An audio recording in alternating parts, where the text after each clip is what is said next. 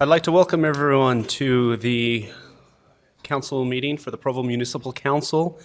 It is 5:33 p.m. on Tuesday, May 7th, 2019, and we are gathered in the City Center Municipal Council chambers located at 351 West Center Street in Provo, Utah. This meeting is being broadcast live on the web on the Provo City YouTube channel where it will also be available for on-demand viewing. The council requests that attendees help maintain the decorum of the meeting by silencing electronic devices, being respectful to others, and refraining from applause or other outbursts during the proceedings of the meeting. We will begin with a roll call. Mr. Strachan? Cliff Strachan. Brian Jones. Gary Winterton. Dave Connect. George Stewart. David Harding. Kay Van Buren. George Handley. Dave Sewell. Mayor Kafusi. Wayne Parker. We will have an opening prayer given by Mr. Cliff Strachan, the Council Executive Director.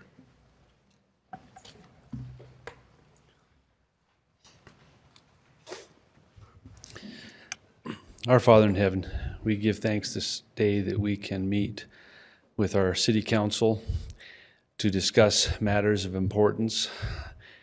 We pray, Father, that Thou will bless them as they contemplate and consider the ordinances and resolutions and other matters before them, that they'll make wise decisions for the benefit of the residents and businesses of this great city.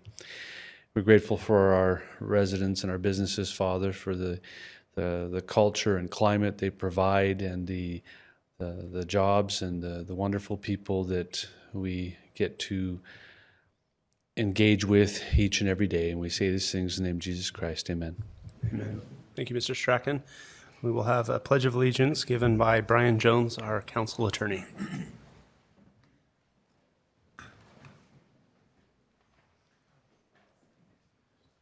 Please join me in the Pledge of Allegiance.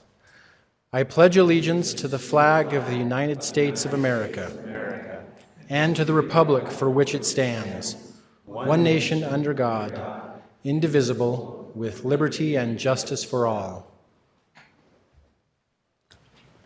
Thank you, Mr. Jones. We will begin tonight's meeting with a presentation of the fiscal year 2019-2020 tentative Provo City Budget, and this will be presented by our own Mayor, Michelle Kafusi. Dave, Council Member Sewell and I were just saying, didn't we just do this? But it's coming around fast, but it's a good thing. It's something I look forward to every year. Dear members of the Provo Municipal Council, first I want to thank you for your work so far on another successful budget cycle.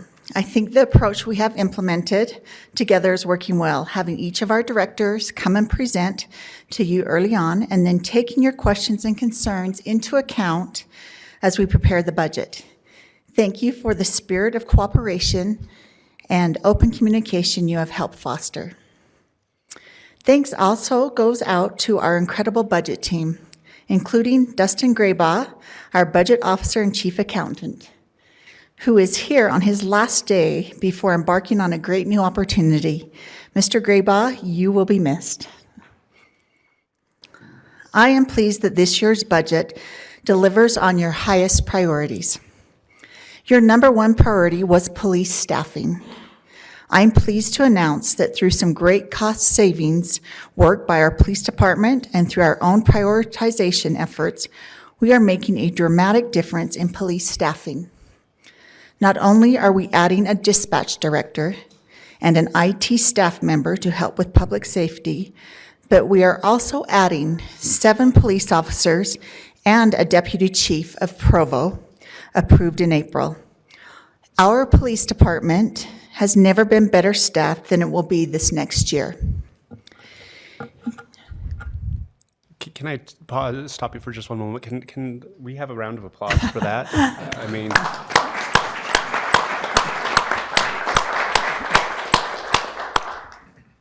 I'm very interested to see how you did it, but wonderful, wonderful work. That is amazing. That's when we get down into the weeds. You also prioritize parking And I am pleased that we will be adding 1 parking enforcement officer and 2 automated license plate readers to help with parking enforcement. At least as importantly, we are providing for the signage and wayfinding needs recommended by our parking and sustainability coordinator, Austin Taylor. There are 2 other budget items I want to mention. First, I am proud to announce that Provo City is instituting a parental leave program for city employees that will allow a mother who has given birth 160 hours of paid leave. Other new parents will be provided 40 hours of paid leave. This new benefit sends the right signal to parents. It says we support families and family time as our employees welcome bundles of joy to their homes. Second, and on a heavier note, we are doing something that ties into the terrible loss we suffered in January when Master Officer Joseph Shinners was killed in the line of duty. Officer Shinners was a good man. He died in the act of helping and protecting others. His heroism caused all of us to reflect on the important work that our first responders are engaged in on a daily and hourly basis. In this budget, I made it a point to increase by $100,000 the amount that is issued to the family of a firefighter or a police officer who loses their life in the line of duty. I am well aware that no budget item will ever significantly alter the horrible realities that face our first responders and their families, but this gesture is offered as a token of my respect for each of them. Thank you. Do you have questions? And also, I just want you to know that our Director of Finance, Sean Borgett, will now come to the pulpit if you don't have any questions for me, and he's going to dive in a little deeper into the priorities and the supplementals. But do you have any questions for me before I turn the time over to John? Let me just echo back to you some of the things you said, because we would like to, as a council, we would have liked to thank you for the cooperative effort that this has been, and for you to take these priorities that we signal to you, and I mean, wow, really delivered on this, and I'm very grateful for that teamwork, and I'm thrilled with the results. And it really does help when you give me guiding goals and principles of the direction you'd like me to go with the budget. That's very helpful, so thank you. Okay, I'll turn the time over to Mr. Borgett.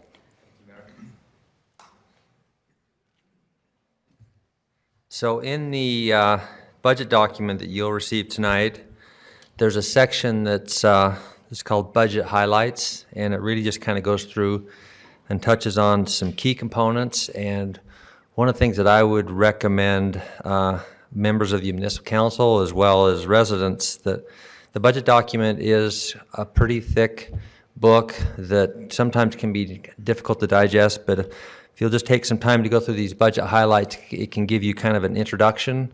And it also goes through what we call the supplemental requests, which are new items which are really helpful to look at, to consider and evaluate those. But in the budget highlights, in the second paragraph, it says, this budget is a result of many hours and the contributions of council members, the public, employees, and city leadership. The administration has worked hard to submit a responsible and sustainable budget, and we do go to great lengths to do that. I likewise would like to let Dustin know, and Kelsey Zarbuck and Dustin Graybaugh, appreciate their efforts on the budget. I know Dustin, as we mentioned, was last days today. He was here till midnight last night working on some finishing touches of the budget. That's just kind of the individual he is, and Kelsey has just been a great addition that's helped us also. One of the other things that we've done the last couple of years that I think has been very helpful is we've met with council staff during the budget process. We started in January, and we've met regularly with them, and been able to really get some good insights and input from them. And it really feels more than ever like this budget process is a cooperative process between the administration and the municipal council. The third paragraph on the budget highlights, it says here, preparation for the fiscal year 2020 budget began in January 2019 with the mayor, CEO, and administrative team looking looking early at revenue forecasts, projected retirement and insurance increases, and other department needs for the year fiscal 2020. If we turn to page 32, which is the next page in the budget highlights, talks a little bit about what are the recommended utility rate increases. The recommended utility rate increases are based on a 5-year plan that was presented to the Municipal Council approximately 5 years ago. This is the 5th year of that 5-year plan. And once again, most of these increases are based on needed infrastructure needs for our public works utilities. But the wastewater fund is recommending a 15% increase, the water fund a 5% increase, the stormwater fund an 8% increase, and the sanitation fund a 10% increase. In our energy fund, we're recommending a revenue neutral adjustment, similar to what we did last year, which would increase the base rate and lower the price of the first 500 kilowatts of power. There's a graph and it basically shows, it depicts the city's position compared to other cities after implementing the proposed rates, excluding energy. And you can see that Provo is in the gold, and we are a little bit above the midpoint, but continue to remain competitive with other cities, and we wanted to show you that. I would also mention that this graph shows what our rates will be after this increase, but we do not know what these other entities are going to do with their rates, and likely many of those will increase as well, and we would probably fare a little lower based on that, but right now that's the comparison that we have. Over on the next page, 33, the mayor talked about some of these, but as far as funded personnel costs, each year we carefully evaluate the compensation scales of our employees and compare our compensation to the market of competing governmental entities. Personnel budgets in the departments include current funding levels plus market required adjustments necessary to attract and retain good employees. And so in the bullets, we have merit increases for employees that are eligible, and also market adjustments to make sure that we are where necessary. Career series advancements. We increase our health insurance on a Millman index. This is a national index, and it continues to been very helpful, and we provide funding to employees, a lump sum of money, and then they go ahead and select which plan they like based on that money, and then they can use the balance to go in their HSA. That amount of funding will increase by 4.5%. I remember not too many years ago we were experiencing double-digit increases, and this has continued to be beneficial. And then what happens is around August, September, we evaluate the costs of our plan and then determine what the rate is that should be charged to the employees. And if that rate is greater than 4.5%, then the employees absorb that cost. If that rate is less than 4.5%, then the employees benefit from that cost.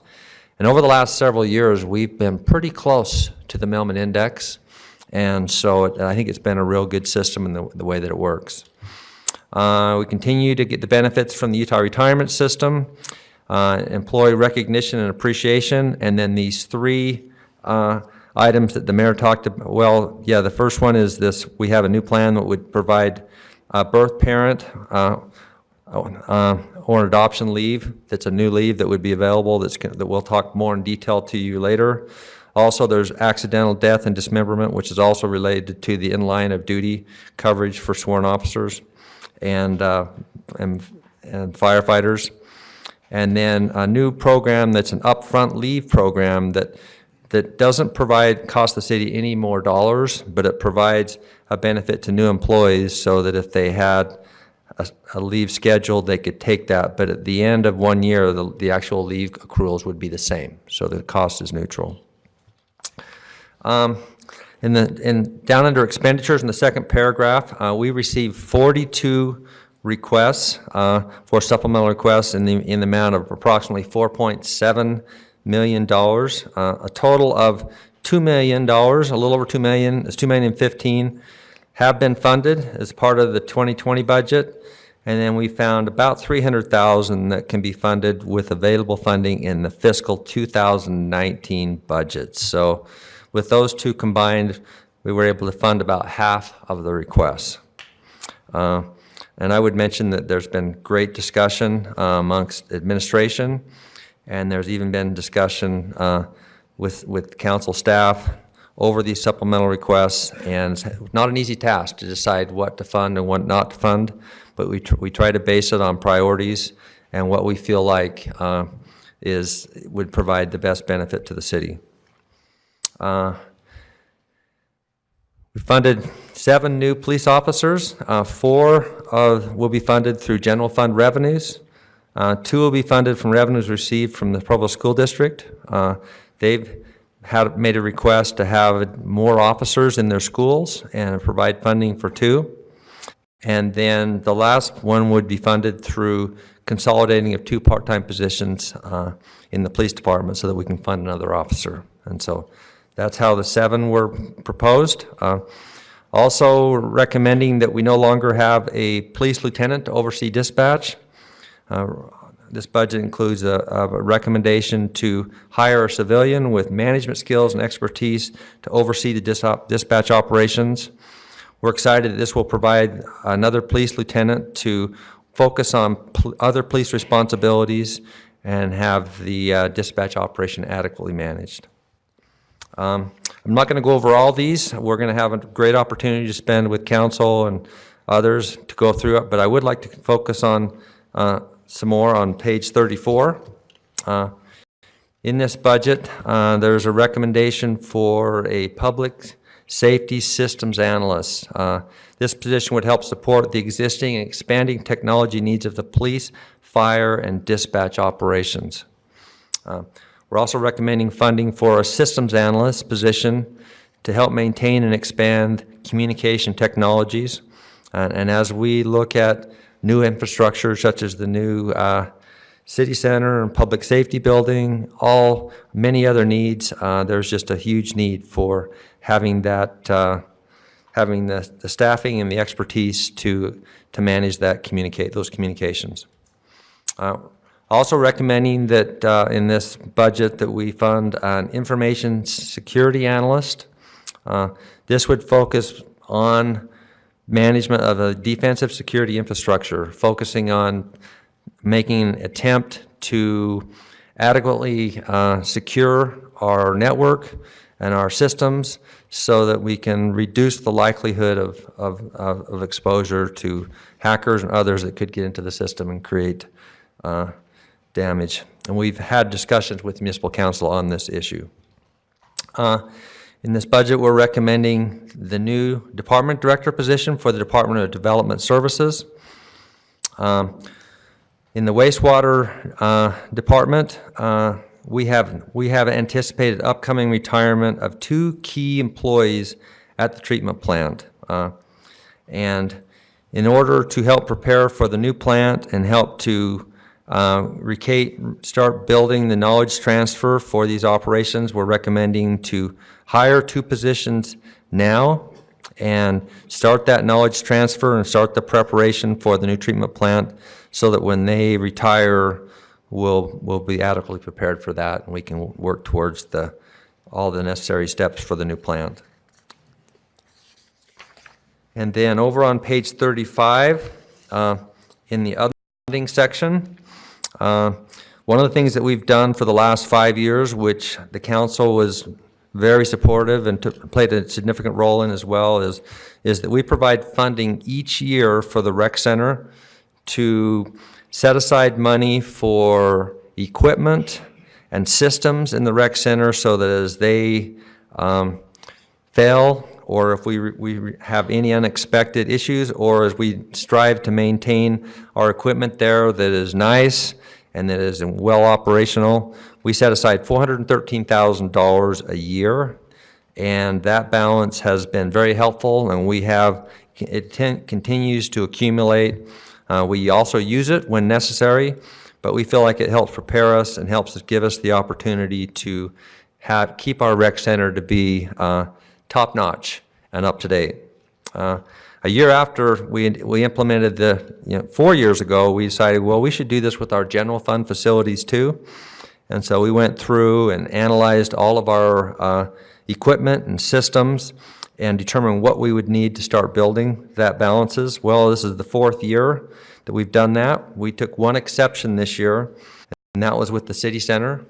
As you know, we're replacing the city center with our new city center public safety building.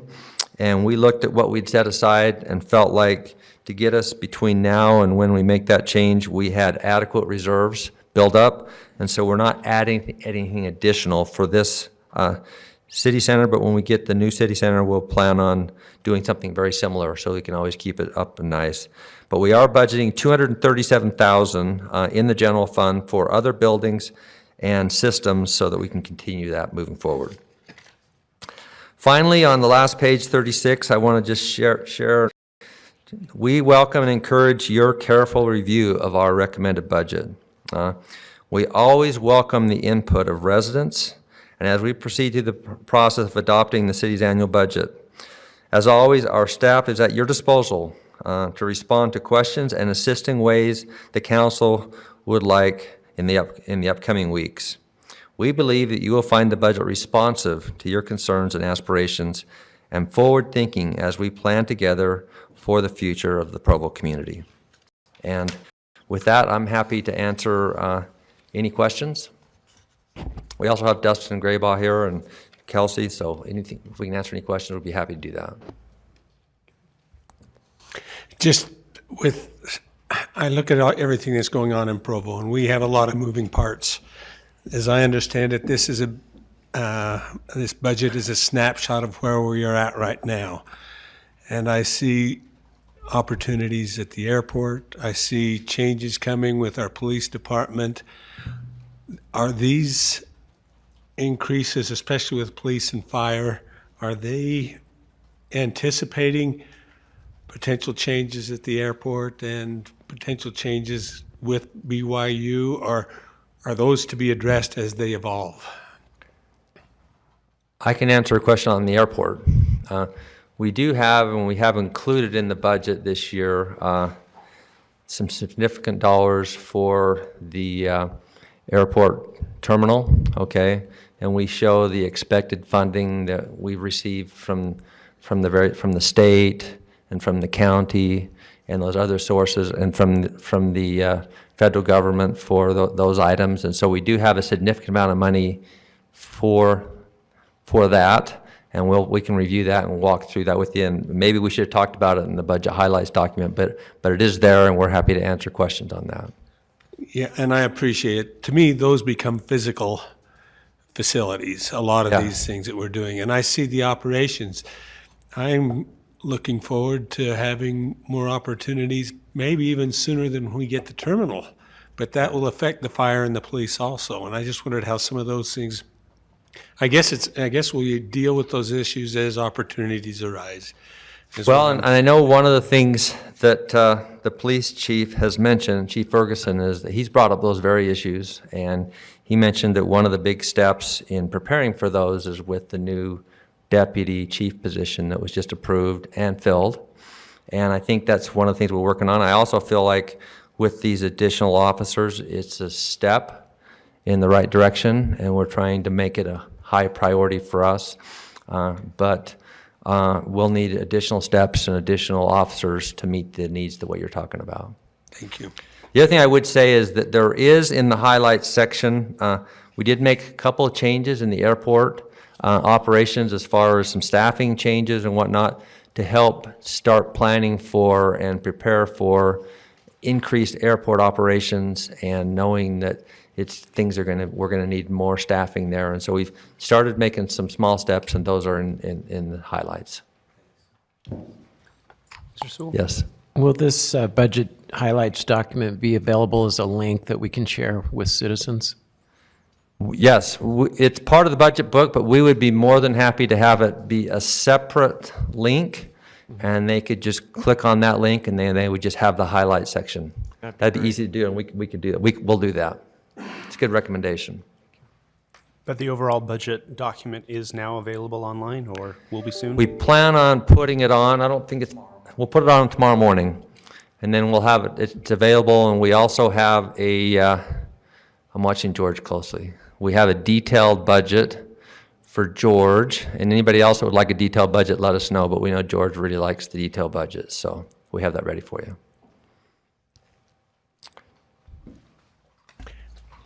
Maybe I'll just add one more thing. I probably should have said it down there when I was at the microphone. Something that I've decided to implement starting this year that is a letter that I'm going to send out to all the employees, and they will get it tomorrow morning.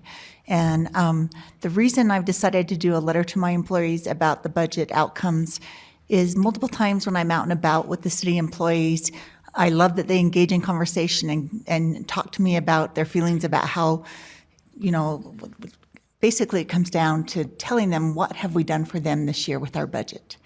And so this letter, we'll make sure it goes to you as well, but it will go out tomorrow morning, and it discusses all the things we've done this year for each and every employee. And I plan to do that every year from now on, just to keep the employees informed. Before I let go here, Dustin, from the Energy Department where I first met you, through this, thank you for all you've done for us. I don't know if it's appropriate, but could we even have a round of applause? Yes.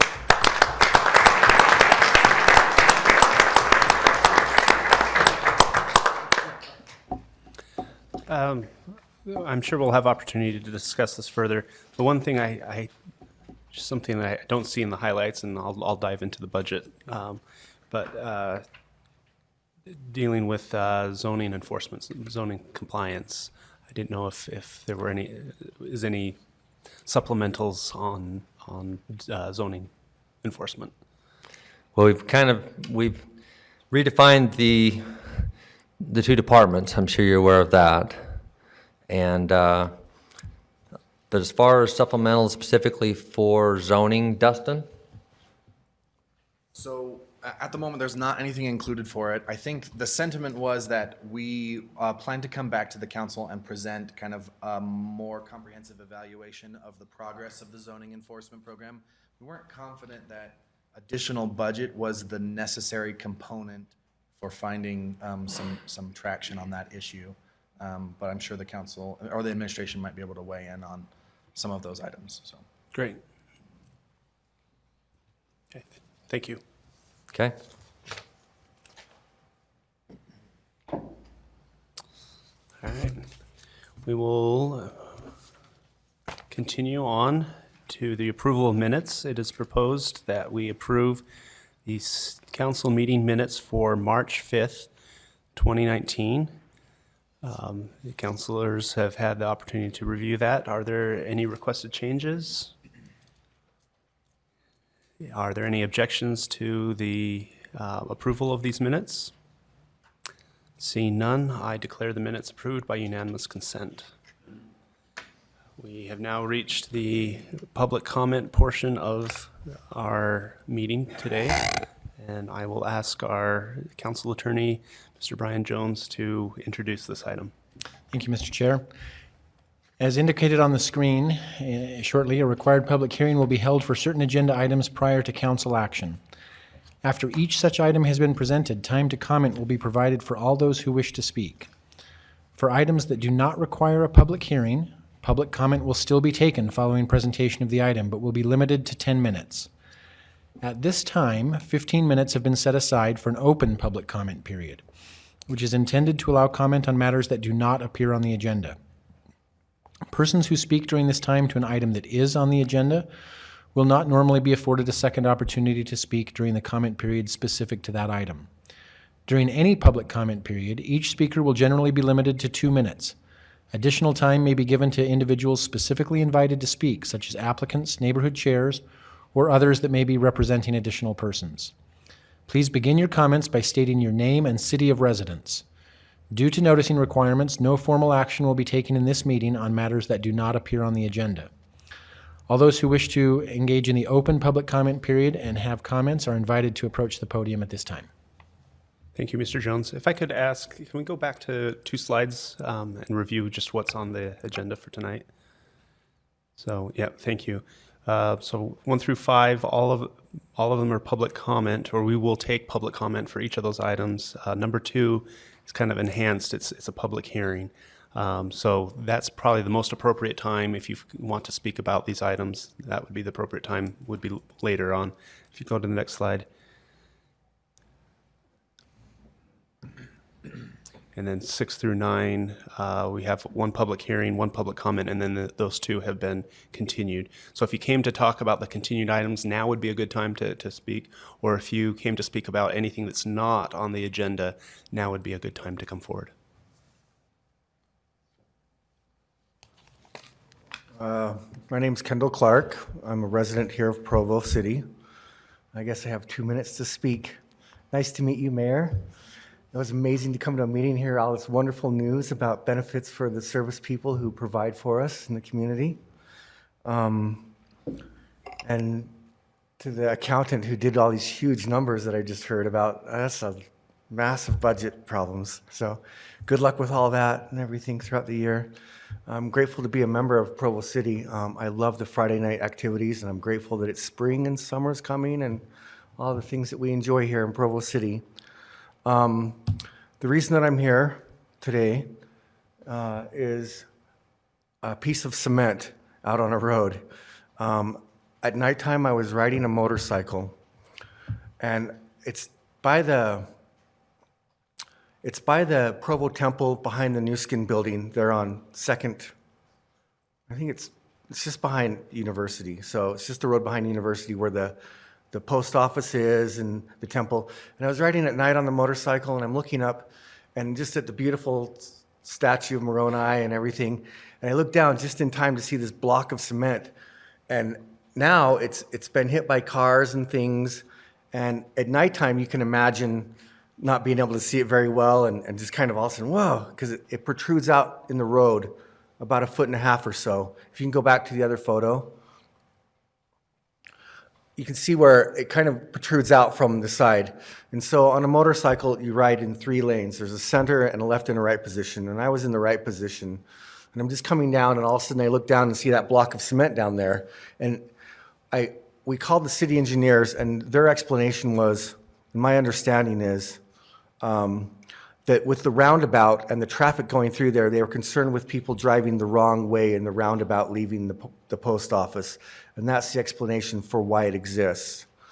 I think it's dangerous for motorcycle riders, and especially at nighttime. At the daytime, you can see it clearly. At nighttime, it's harder, and especially with the distractions with the temple. And thanks for allowing me to voice my concerns for the city and things. I appreciate being a member. Thanks, people. Thank you, Mr. Clark.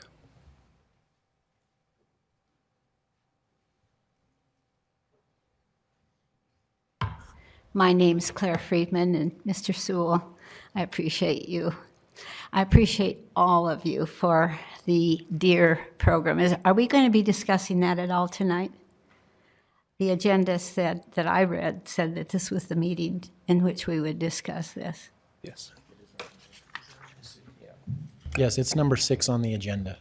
It's number 6. Well, may I just say thank you. It has been the most wonderful thing in our neighborhood and in our area to have the harvesting program in place. And we thought the other program was useless. It took time, it took a lot of people, and we're glad to read that that is no longer the shipping the deer up to the north in the mountains. But we ask you and plead with you to continue this deer program. It is wonderful. Now, this year they're starting to come back, and we have had about 9 deer passing through our properties. And we just really want you to know that Brian Cook has done a sensational job in stopping this, and we do hope that we can continue it. But we thank you so much. It's been a joy to be free, and our little dog is safe. He was once attacked by a big deer, and I saved his life thinking the deer was going to attack me too, but we got away. Do you have any questions at all for me? Okay, thank you. Thank you, Ms. Friedman.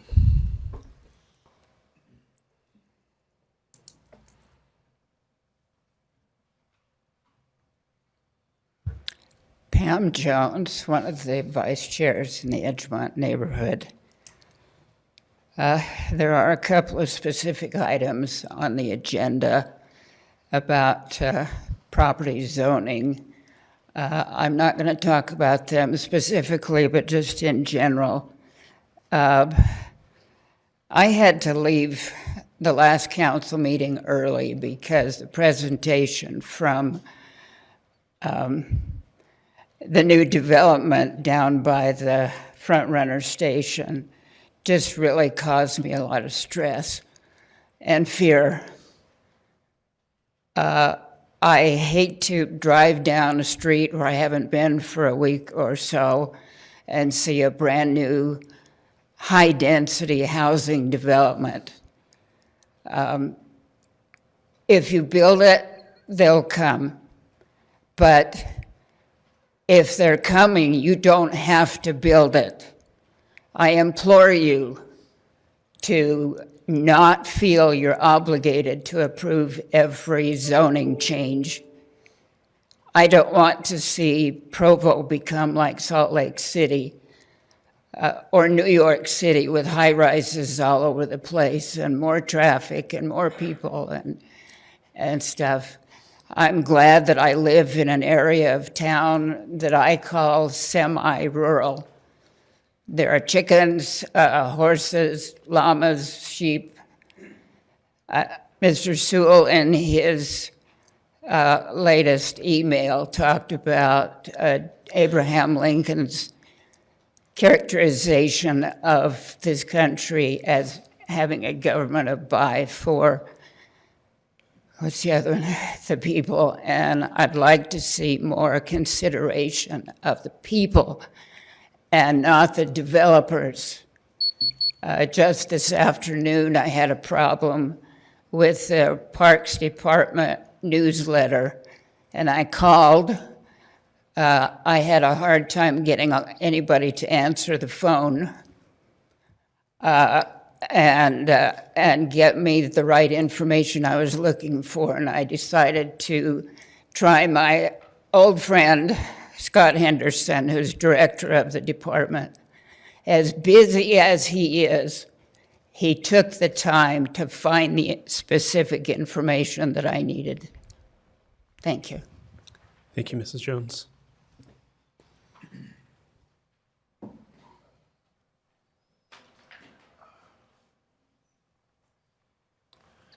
Ben Summerhalder, Provo City. I know a few of you up there, and Michelle even knows my youngest daughter. So, but I just want to, I don't know who's responsible for Provology 101 course, that class, but thank you. It is amazing, and it's an eye-opener. And so I'm in that class right now. I missed one class because of a prior commitment I couldn't rearrange, but other than that, I'll be at every one of them. So, but it's amazing that being able to talk with people from Parks and Rec and from the mayor's office and from fire and police. And this week we're going to be over at the water treatment plant and one other place I can't recall. Yeah, public safety. So, boy, I wish a lot more people. There was a big group the first class, and all of a sudden, so many of them just disappeared, and that's their loss. I wish more people would come and stay because it's just an eye-opener, so I really appreciate it. So thank you for whoever's responsible for that. Thank you, Mr. Summerhalder. I was just going to say, it'd be interesting if we required all the candidates for office to take that.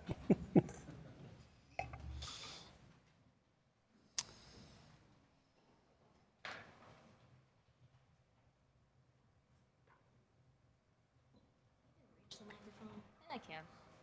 Hi, my name is Caitlin Gramajo. It's kind of just I'm kind of short. Hi, my name is Caitlin Gramajo. I'm just curious if I can see the data for the budget I just like numbers is all. Is there like a graph I could see? So tomorrow morning, that will be published to the Okay. web. I'm just a math nerd, that's all. I'm sorry. Okay, thank you. Is there any other public comment? All right, we will close the public comment portion. Let me just say that we appreciate all our math nerds and all other types of nerds and all other types of citizens in the city.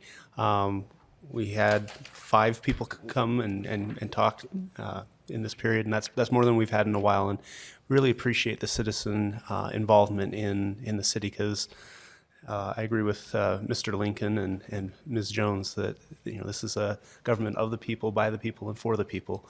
And thank you for participating. We will move on to our action agenda, which item number 1 is a resolution approving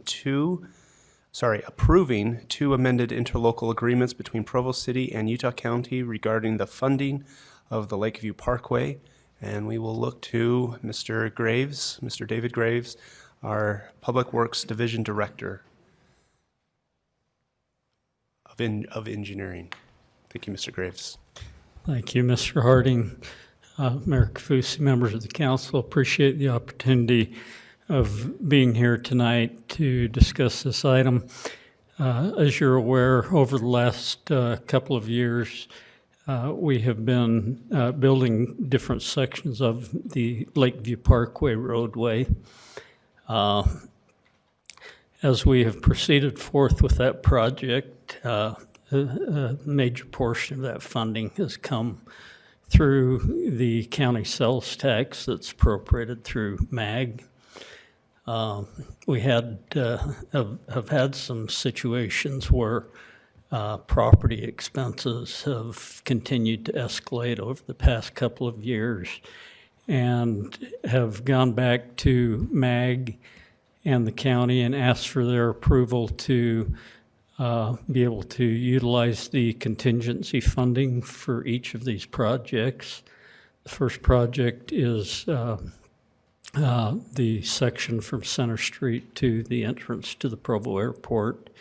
The contingency funding is a little over $660,000. The second agreement and project is from 620 North to the Provo High School.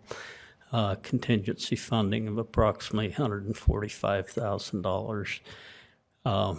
Utah County has authorized the use of those funds for that project, and so they have sent us modified cooperative agreements to be signed by the mayor. And this requires us to come to ask the council for a resolution in support of those 2 interlocal agreements. I don't know if there's any questions that the council may have about the project or the funding. I do. Thank you for that description. We were not able to fit this into our work meeting earlier. So it sounds to me that basically there's some contingency money that was set aside, and in order to be able to use that, we need to modify the agreement, and therefore we have to have council approval on that. Is there anything else? Is there anything that we're giving up by this? Or we're just authorizing that to use the contingency funds? I had somewhere I thought I heard something about, but by doing this, we're taking over more of the maintenance obligations going in the future. Is that, am I hearing something wrong? With each project that goes through the MAG funding process, they automatically set aside 10% contingency for every project. And, so it's not an automatic thing that you get that funding. You have to go back to the committee and, present the information of why the additional funding is needed to complete the project. But it's basically just an extension of the original project funding. There are no additional requirements. Thank you. Any other questions? Thank you, Mr. Graves. We'll now open this item up for public comment. Does anyone here want to address the council regarding this item? Seeing none, I'll close public comment and bring it back to the council for discussion. Any comments or discussion? Seeing none, I will call for a vote on the implied motion. All in favor? And that was unanimous. Item number 2 is a public hearing regarding a resolution approving the program year 2019 annual action plan, 5th year update to the 2015 5-year consolidated plan as amended. I just want to note that we will have two public hearings on this. This is the first, and so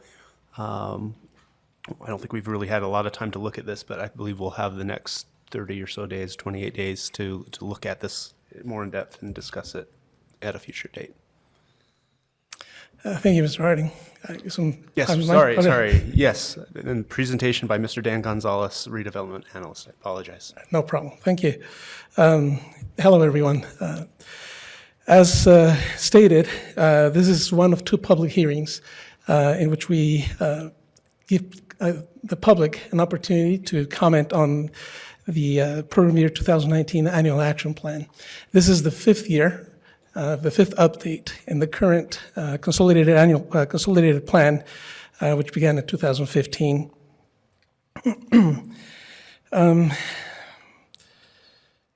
The CDBG and home programs provide the City of Provo and other local governments with the opportunity to develop viable urban communities by funding activities that provide decent housing, a suitable living environment, and by expanding economic opportunities, principally for low and moderate income persons. Funds are awarded to carry out a wide range of community development activities directed towards neighborhood revitalization, home ownership, and condition of housing stock.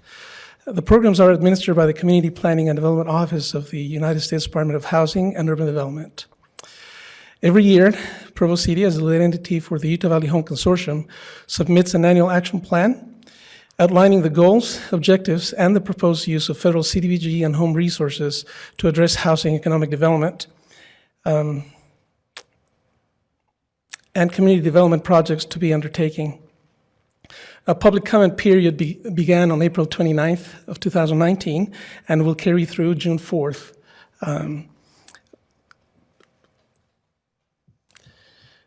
Citizens, partner agencies, and other interested parties will have the opportunity to review and comment on the plan. The document includes the, there we go. Includes, CDBG and home funding recommendations. Provo City is designated by HUD as a qualified metropolitan city to receive CDBG entitlement funds, and also as a home entitlement as the lead entity of the Utah Valley Home Consortium. The formal allocations for this year for CDBG has been determined to be $1,255,621. To that amount, we add program income received from the prior year of $253,230, and remaining funds from finished projects of $38,495. So the total amount for CDBG available is $1,547,346. In the case of home, the annual allocation is $1,296,068, to which we add $566,329 in program income to have a total of $1,862,397 to allocate. As you may remember, during last year, in a few joint council meetings with the Orem City Council, we presented to you the fact that the entitlements in the county, being Utah County, Orem, and Provo, would be joining together to try to have a more feasible impact on assisting agencies. In capital projects, the Family Support and Treatment Center was one of two approved to receive a total of $255,750 to upgrade their facility. House of Hope is the second one, and the total for them is $174,600. These are the amounts that each one of the entitlements will be providing for family support, and these are the amounts for the project of the House of Hope.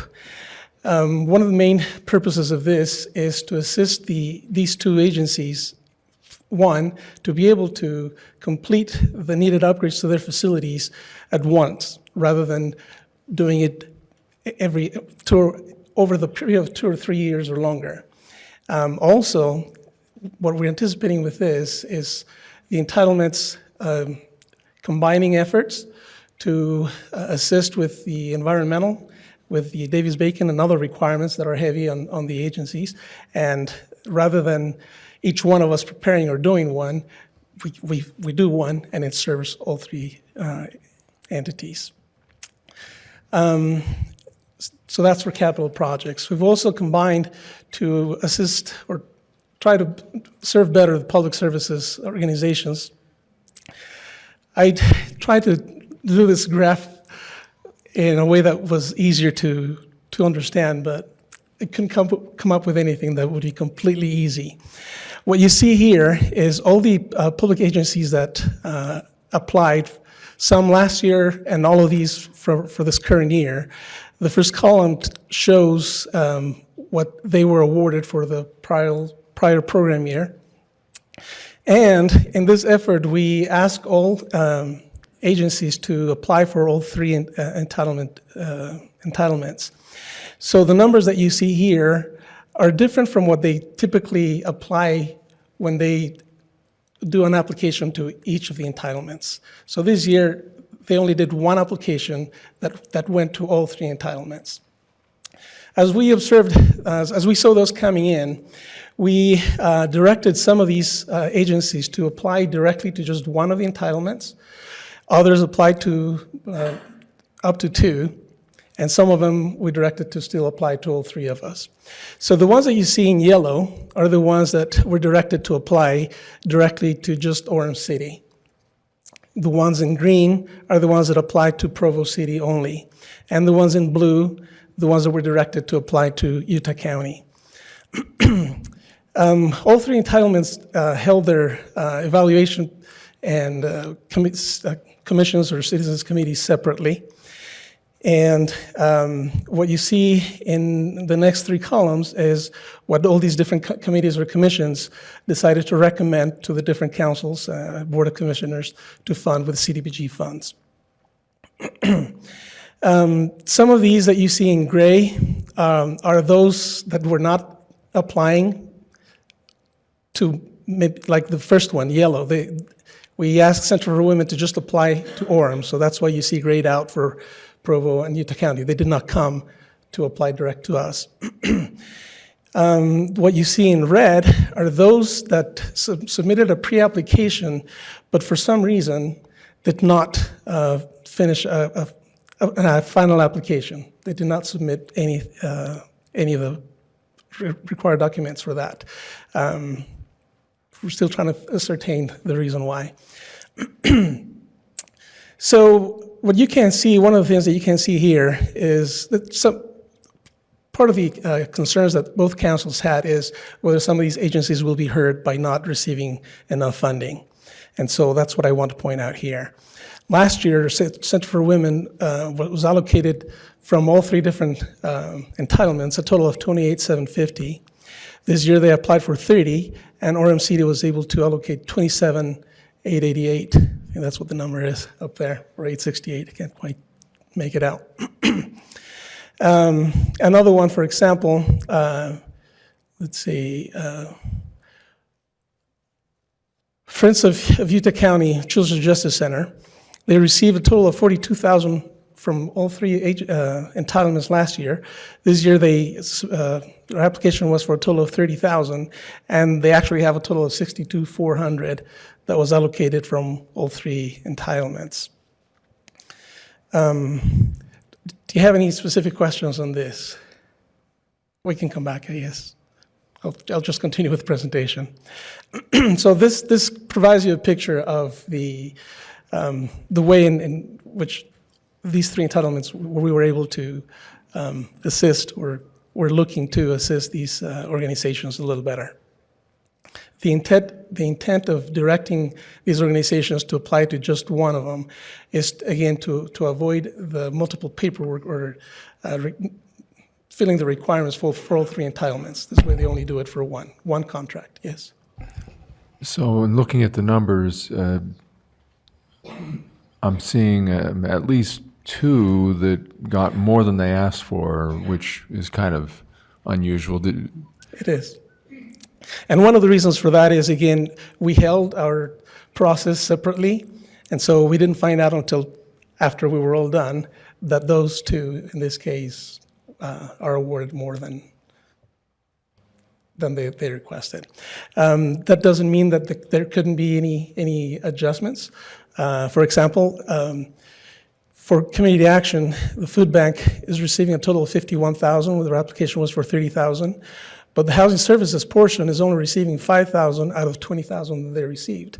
So it would be within the council's purview to reallocate the $9,000 from Provo City to the food bank support to the housing services part, increasing that to closer to the 32 and less than the 51 there.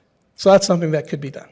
Okay, so the reason I'm asking, one, it just kind of caught my attention, and two, when I'd served on the committee in the past, when we would see that something like this, but I apparently maybe got missed, but so the committee didn't have a recommendation on how to allocate this?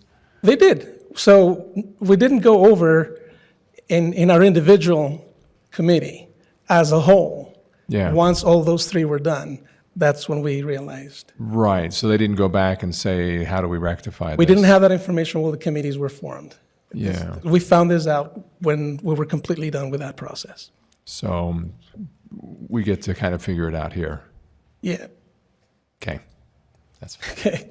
You had a question? We're just going to mention that if then all three governing bodies are taking these recommendations and we say, they may. Food bank supports high, let's move it down to housing services. But then if all three of us do that, then correct. we've just inverted the So problem. we have a meeting to talk about this and see what recommendations are. So we'll come back and let you know what the other ones are doing so that we don't run into underfunding some of these. All right. So within these application process, some of the programs that the redevelopment agency runs or administers are proposed to have some changes. In the down payment assistance program, the guidelines, the no requirement is up to now, right now, families can receive up to $10,000 on a loan. The proposal is to increase that amount to up to $40,000 or 20% of the purchase price. And I'll go into details as to why this is. The rest of the requirements are still the same. This is a 0% interest deferred loan as long as they're living in the property as their principal residence. The 650 minimum credit score is the same. They have to receive home buyer education. They can have no more than $50,000 in liquid assets. And if they sold or vacated the property within 2 years of obtaining the loan, they have a $5,000 penalty. Now, the reason for that penalty is to avoid those that are looking to flip a property, because it's not the intent to build wealth that fast for a family. The committee that looks at these entertains exceptions. For example, a military family that has to move, or somebody that lost their job and have to move. We look at those things and either waive the penalty or prorate it if necessary. So if we were to look at a household right now, their monthly income to be a little over $3,000, or projected annually up to $37,000. The limit provided by HUD as to how much they can make is $41,850. Their mid credit score is 682. If we were to look at the current program, they would get up to $10,000. Their house payment would be a little over $1,200. The value of the house is $185, and the first mortgage is $182. With their debt, these housing expense and debt income ratios are way over what the requirements we have. On somebody that has a 682 score, the maximum house expense ratio that we look at is 33% and 43% on the debt to income. So just looking at that, this household would be ineligible and would not be able to receive the assistance. The way that we're changing the program, it increases the down payment assistance, reduces the house payment, and because the first mortgage is less, then they qualify with new ratios. So that's what we're looking at. If you remember, I think it was it was in December, we came in. Another thing that HUD provides here is a maximum purchase price on this first mortgage, not on the value of the home. Right here, this one is $185.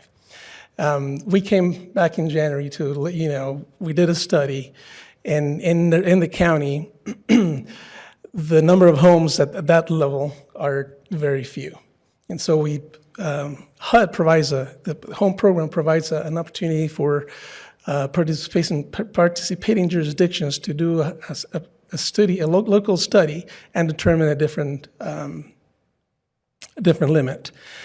Through that process, currently, the maximum purchase price is now $330,600. When we came, that was able to increase, I think, just trying to remember, from 250 properties to over 700 properties available. Now, obviously, that doesn't mean that families will be able to afford a house at $330,000, but it opens up the opportunity for them. Because we did this, now every year, as part of the annual action plan, we need to conduct another study and review what we've done. So the proposed affordable housing limit is at $337,250. That's included in this annual action plan. We've done another study, and that's where we come up with. This kind of reminds me, and maybe you still call it that, like the 80-20 program. Right. And someone was telling me the other day that besides what you're showing in the current and proposed benefits, that one of the outcomes is if you have the sufficient down payment that you can avoid mortgage insurance. Is that kind of factored in here?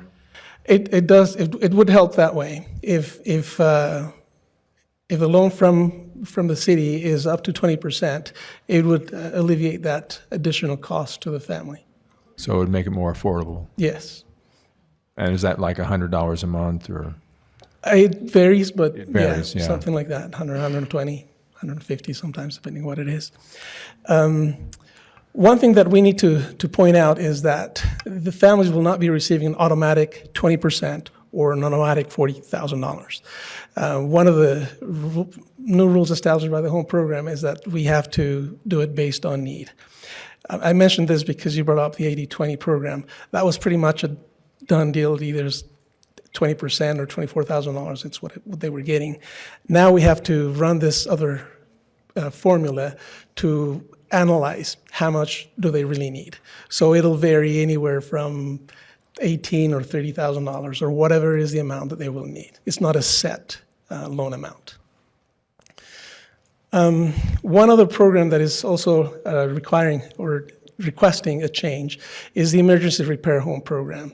The last time that this program was changed was in 2005 when the grants were $900 and were approved to a maximum of $5,000. So almost 15 years ago, we've been doing that.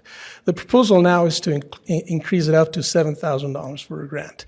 And one of the reasons why we're doing this is because typically one of the typical projects that we look at is replacing a roof because it's leaking and the house will needs to alleviate that problem. With $5,000, there's not enough money to do it. So that's why we're increasing it to $7,000, which will help some. In addition to that, because sometimes they have more than one issue to cover, we are requesting to have loans that are up to $15,000. In this case, if at the onset they were considered for a grant of $7,000, but after the inspection, or that's what they requested in their application, but after the inspection, other things are noted that need to be corrected, then it would change from a grant of $7,000 to a loan up to $15,000. Again, it's not a set amount, it's just whatever is needed to correct those problems. If that is the case, the loans are at 0%. They are deferred as long as they continue to occupy the property as primary place of residence. And one thing that remains the same is the fact that this program is available for those that are 60 years or older, that are on Social Security disability or active military duty. So they all have to also qualify as low-mode income, but typically these three categories easily fit that bracket. All right. So coming to the funding recommendations, and I don't know, I hope that you can see that's kind of small there. We have three committees that look at this, the CDBG Advisory Committee, the CDBG Public Services Advisory Committee, and the Home Advisory Board for Home Funds. Today we have Ms. Karen McCandless, who was the chair for this CDBG Advisory Committee here today, and she'll take the next 2 or 3 minutes to go through this with you.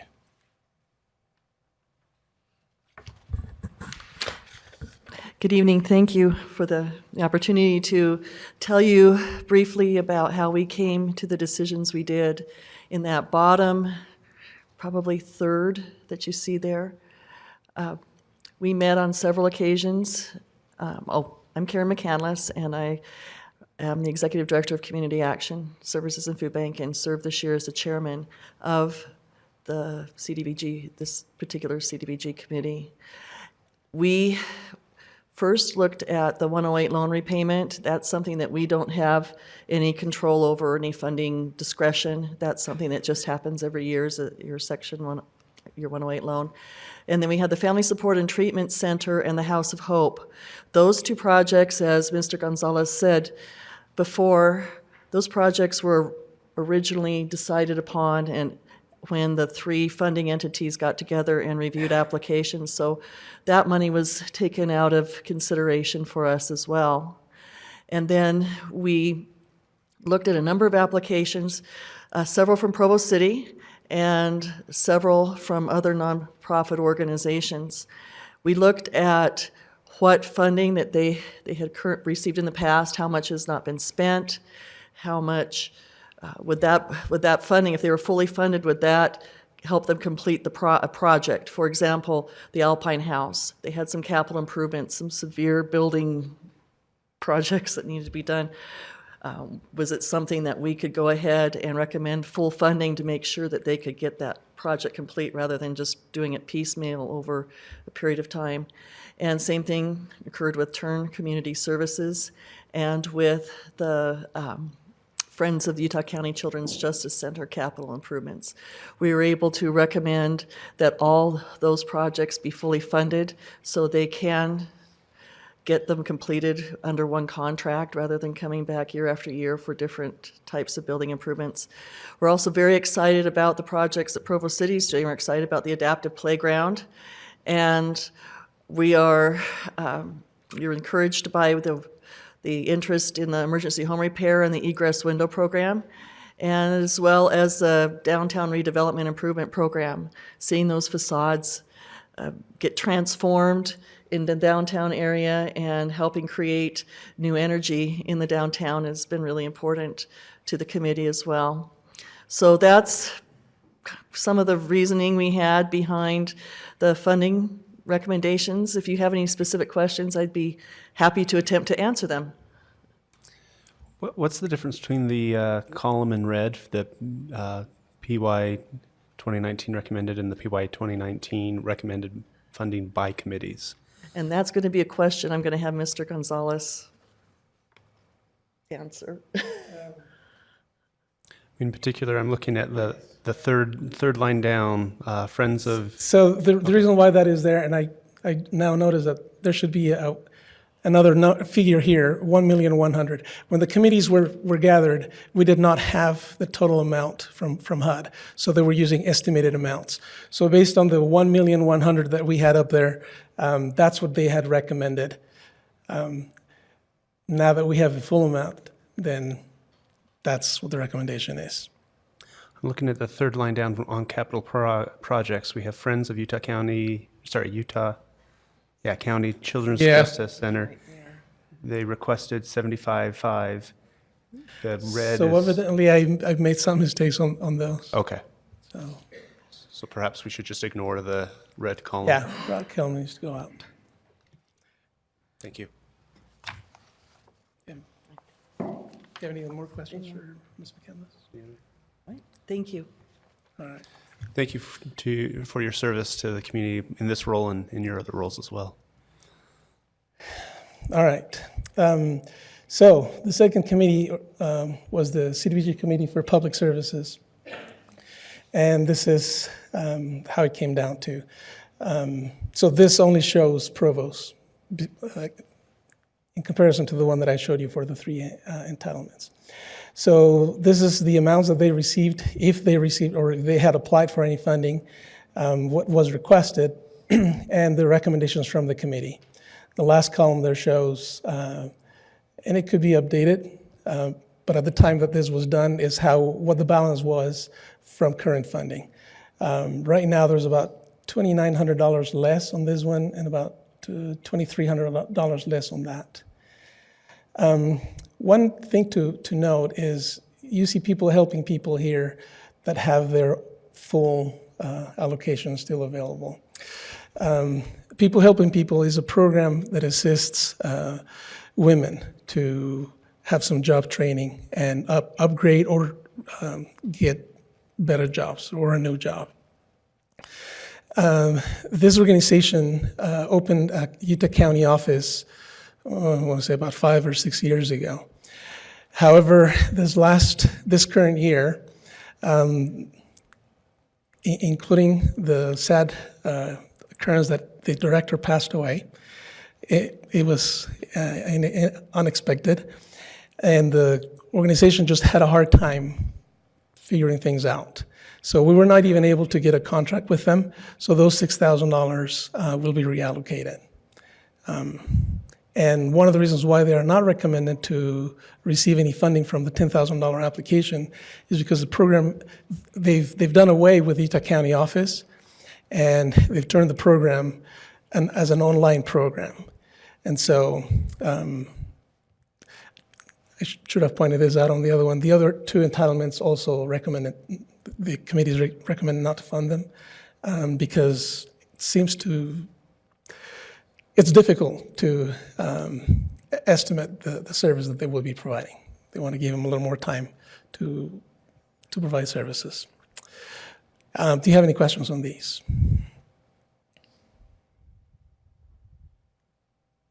Go ahead. I think I talked too much. We've got requests coming in at roughly twice the amount that we can allocate, and Right. and I appreciate the committee's work in trying to balance all of those requests and put the money where it's going to be the most value. It is sometimes hard to look at some of these programs that I know have such an important impact on our community and see that we can't fully fund them. I'm particularly thinking of Circles, which I've heard some just wonderful stories and how it's really impacted people's lives. Mm-hmm. And so anyway, so I guess that's not really so much a question, just an observation that, of course, this is just one funding source, and I hope our community steps up and can fully fund these services because they do have such an important impact on the residents of our city. Thank you. So the last one is the Home Advisory Board. And so we're looking at a total of 1,296 plus program income, so $1,862,000. And this one, to help you remember, is the consortium. So it's based basically in all of Utah County, except for 4 local governments that do not benefit. Everything else falls in place. The numbers here, home requires a minimum of 15% to be allocated to a community housing development organization, or a CHODO. And the 2 that apply this year were Habitat and Rural Housing, and basically split that into both of them. That amount is added to the request here for what they will completely be receiving, the total that they will be receiving. If you have any specific questions on this, I'd be happy to answer. To point something new here, the RDA is establishing or reestablishing a homeowner rehabilitation program. In the last 5 to 6 years, we had been working with some nonprofits. NeighborWorks was one of them. The Utah County Housing Authority was another one that was providing this service. But in the last 2 to 3 years, they have not been providing that. And we see that as something that is needed in the community. So we're deciding to open up that program and see how that goes. So that's a new program for Provo City. Any questions? Yes. So rural housing is getting 912,000. Plus 97, so close to a little over $1 million. The project is in Salem to provide up to 20 affordable housing units. Owner occupied? Yes. Right.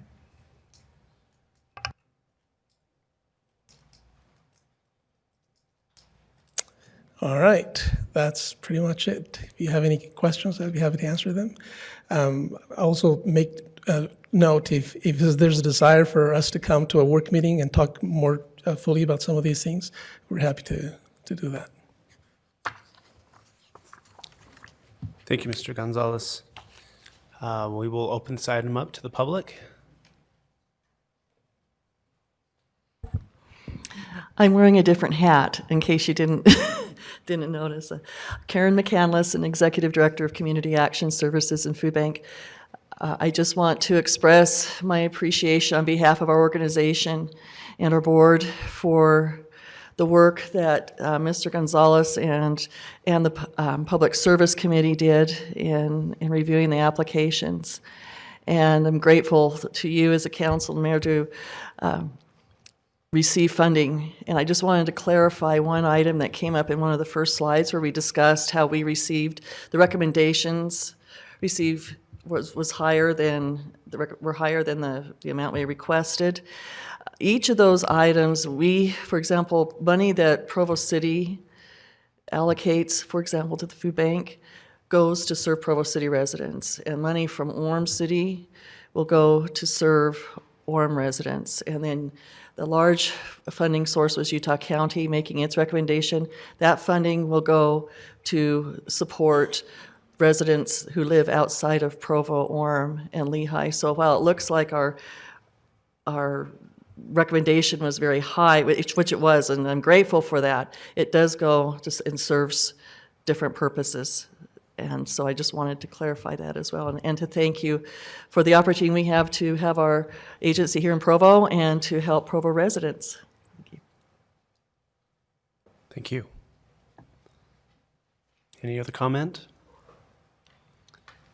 Seeing none, we will close the public hearing and bring it to the council for any discussion.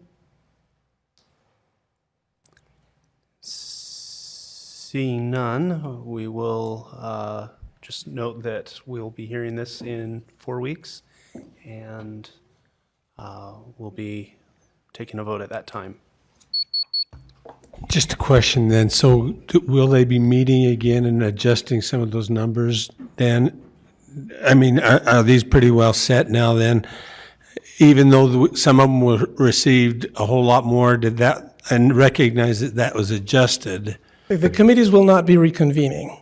The entitlements, we're going to be talking about and reaching out to the agencies to see. We just heard from Ms. McCandless that it seems that the $9,000 should stay there to serve Provo citizens. But the committees will not reconvene. We will, when we come back, we'll give you some information from the entitlements and the other organization that had allocated more than was asked for. Okay. But in 4 weeks, it's from what was said earlier, I mean, we do have the prerogative to make adjustments before we approve it. So there is that option, but we won't be getting a new recommendation between now and then. Correct. So we had basically two organizations to consider that were, quote, overfunded. I liked the explanation that Karen gave, that basically if we took anything out of the 9,000, that would just basically shortchange people in Provo, right, because the other money is targeted or allocated for the county. Correct. The other one, I can't remember how that worked out. And if you're going to, maybe you'll recommend some other solution there. The other one was for the Children's Justice Center. Oh, wait. Yeah, Children's Justice Center, which basically would be about the same situation, because none of these organizations serve just Provo citizens. Right, so it kind of falls in the same where yes, what we allocated was, again, for Provo. Correct. And the overfunding came from one of the others. Correct. Okay, thanks. Yeah. Thank you. Okay, with that, we will move to item number 3, a resolution authorizing the mayor to submit an application for a Utah County Municipal Recreation Grant to be used for Lakewood Park Playground. We will hear from Mr. Thomas McKenna, our Parks Project Coordinator. I'm filling in for Thomas today. Thank you. Doug Robbins, Assistant Director. Thank you.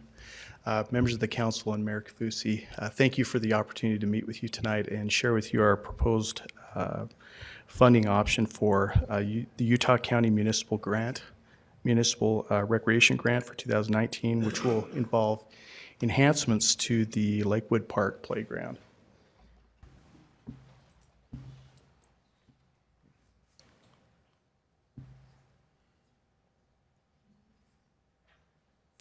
We can load that up. That's okay. Anyway, this is an annual grant program that generates its revenue from the restaurant tax administered by the county. Funds are distributed based on population size. And so the latest information and census data that's been received through Mountain Land Association of Governments gives us an appropriation this year of $58,575.07. All grant proposals have to be submitted by the 20th of May, and we have to submit reimbursement requests by the end of October. So it's a quick turnaround. So we're always looking for projects where we can get this kind of quick turnaround. Some of the past projects that we funded through this opportunity have been 2 years of funding the Provo River Trail project, enhancement project, some baseball, a dugout and bleacher shade structures at Fort Utah Park, the Lakeshore Bridge Trailhead, and the parking lot between the Pioneer Village and the Pioneer Museum at North Park. The reason for the priority this year really comes down to safety. Public playgrounds have changed a lot since many of us were children, and some of us may remember playing on that swing set in the upper left. It's at one of our school district properties back in the day. But over the years, serious accidents and even fatalities have guided more thoughtful design and construction and maintenance of play equipment meant for children. But what still remains the same is kids are looking for the same type of physical challenge that involves some level of risk. What we've done a better job of over the years is managing this risk to a manageable level. So playgrounds today are strictly regulated by national guidelines that are similar to building codes that have been developed over the years to enhance building safety and the safety of our homes as well. Maintenance is also regulated by national guidelines, and we have staff on board that are trained in these guidelines and inspect these playgrounds for safety and repair them accordingly.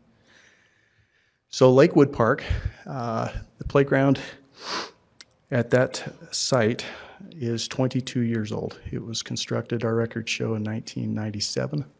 But the regular service life of a playground is expected to be about 15 years. After that point, manufacturers quit making replacement parts, and that's kind of what's happened here. There's several parts on this playground that we can't buy parts for. Also, some of this expanded metal is coated with rubber, and it's starting to rust through and creating sharp edges that kids can become injured on. So unfortunately, I'm here also to report that the installation of this playground over 20 years ago was probably one of the last major improvements to this park. So it's another reason why this came up as a high priority for us this year with this grant. So we're excited to work with neighborhood representatives and run it through the same system that we have, where we organize a neighborhood committee that helps us design and pick out the play equipment that would be replaced in this site. And we would use this grant opportunity to match up with some limited RAP funding to extend that funding even further. All right, do you have any questions that I might be able to answer? Doug, I'm just wondering, so if a community has a park in their area, somebody in this city, and they have some concerns, is this an opportunity for them to contact you and say, can we go look at this together? Certainly. Is that the way that the program works? Right, and we've kind of set a priority list of the oldest and most needy playgrounds. This happens to be right at the top of that list. So you set the priority list, and do you do that in conjunction with the residents? Absolutely. Each playground that we have in our 54 different park settings, each one is inspected each month by a certified playground inspector. And I'm happy to report we really haven't had claims with regard to our playgrounds. So we think that this program is well-founded and it delivers results. Thank you. Thank you. We'll invite the public to come forward if anyone would like to speak to this item.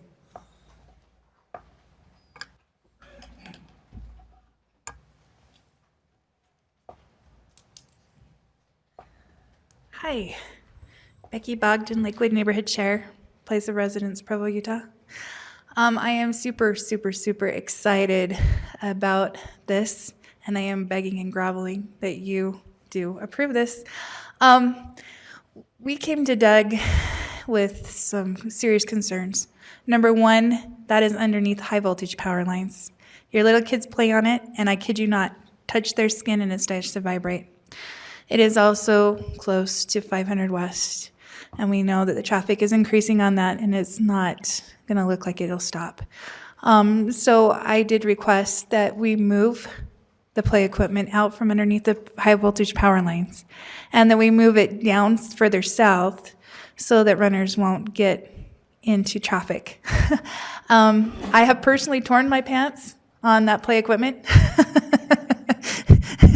And so we are super excited for something to be safer for our park and to give us, that park needs a lot of love.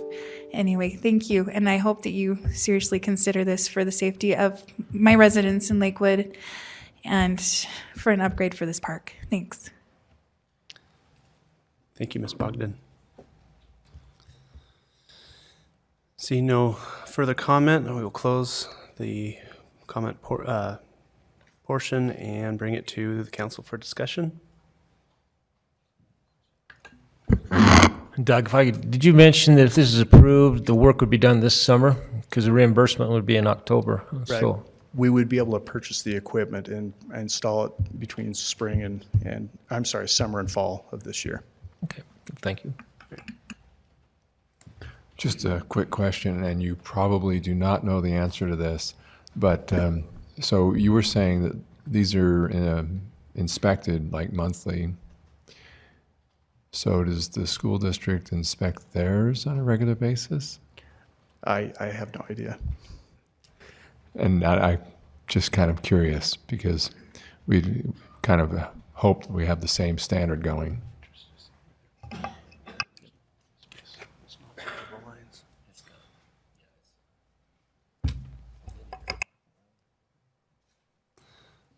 All right, I will call for a vote on the implied motion. All in favor? That's unanimous.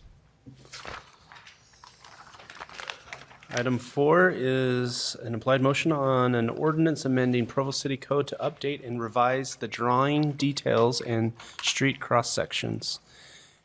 This will be presented by Mr. Brian Maxfield, Planning Supervisor. Thank you. Mr. David Day, the Development Engineering Coordinator with Public Works. Development.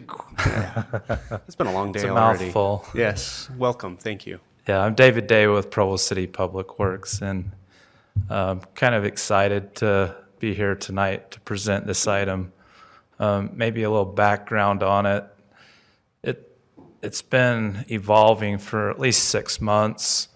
I think you probably remember back in November when we came and we presented our changes to our designs and guidelines and standard drawings, and we told you, hey, we're working on these cross sections and we'll be back to see you hopefully soon.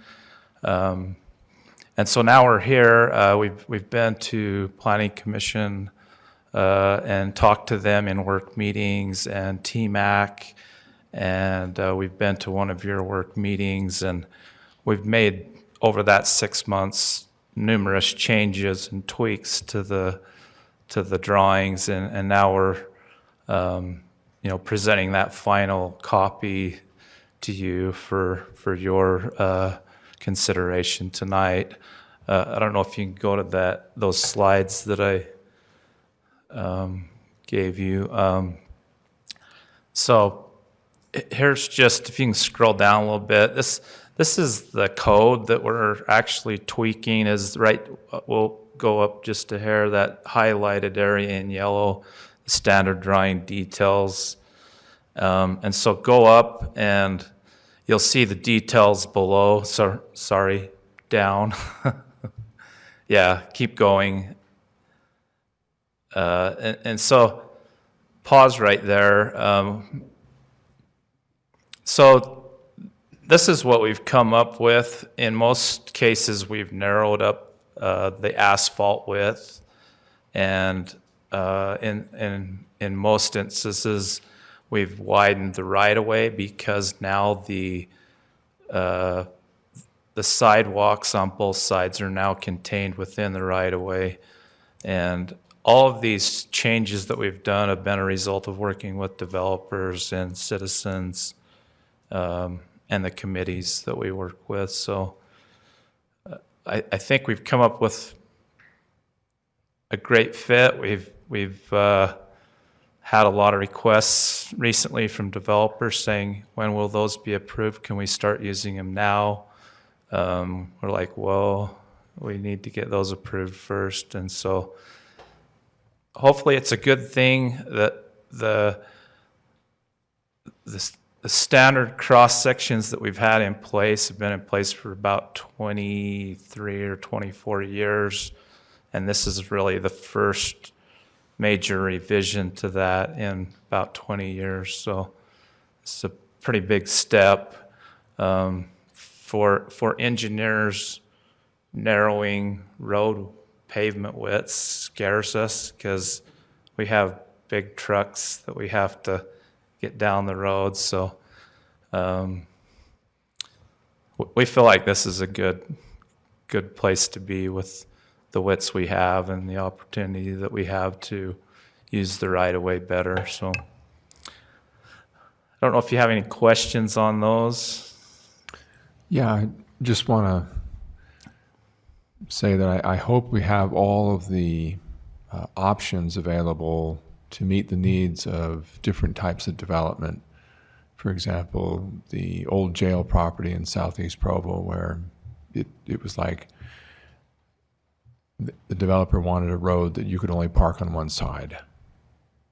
And I think it's important in some subdivisions or circumstances to be able to offer something less than parking on both sides. Yeah, and if you can scroll down to the smaller, these are the arterial and collectors, but keep going to the next page. So one little bit more, right there, stop. So our narrowest road, we now have a note right there that says parking on one side, 24 feet wide. That's basically 2 travel lanes, and we're allowing parking on one side, which means if there's a car parked there and you have 2 cars trying to pass, there's probably going to have to be a kind of a standoff. You stop or I stop, but we both can't go at the same time. And then on the 30-foot wide pavement width, that allows parking on both sides. So pretty tight. If you do the math on that, you could figure out that there's not a lot of room for error on cars navigating through there. So, do we ever anticipate situations where we would purposely make it a one-way street, like the one on the bottom, where it might actually be better that way? Yeah, if there was a place to use that could function as a one-way. Yeah. Okay. I'm wondering, I didn't go back and check these compared to the previous presentation, and you said that there had been tweaks and changes. Is there anything significant that I should have noticed that's different here? From when we started with the old standard drawings 6 months to a year ago, and we started adjusting those widths. I guess I'm just thinking the last time when we had our work meeting. Not since the work meeting, sorry. Yeah. No, that's fine. I'm glad to hear it. I thought that sounded like the right balance when we talked about it last. So I just wanted to make sure there wasn't something significantly different here. Yeah, nothing since the work meeting, and we took that we presented at the work meeting to Planning Commission. Nothing's changed since Planning Commission. So this is everything you've seen before, and we're back again. We don't have any boring details to show you tonight, so that's good. So another question on the 30-foot pavement, the second local street there, which does not say parking on one side, but what if a developer wanted that wider street, felt it was safer, and only parking on one side? Would you grant that or require parking on both sides?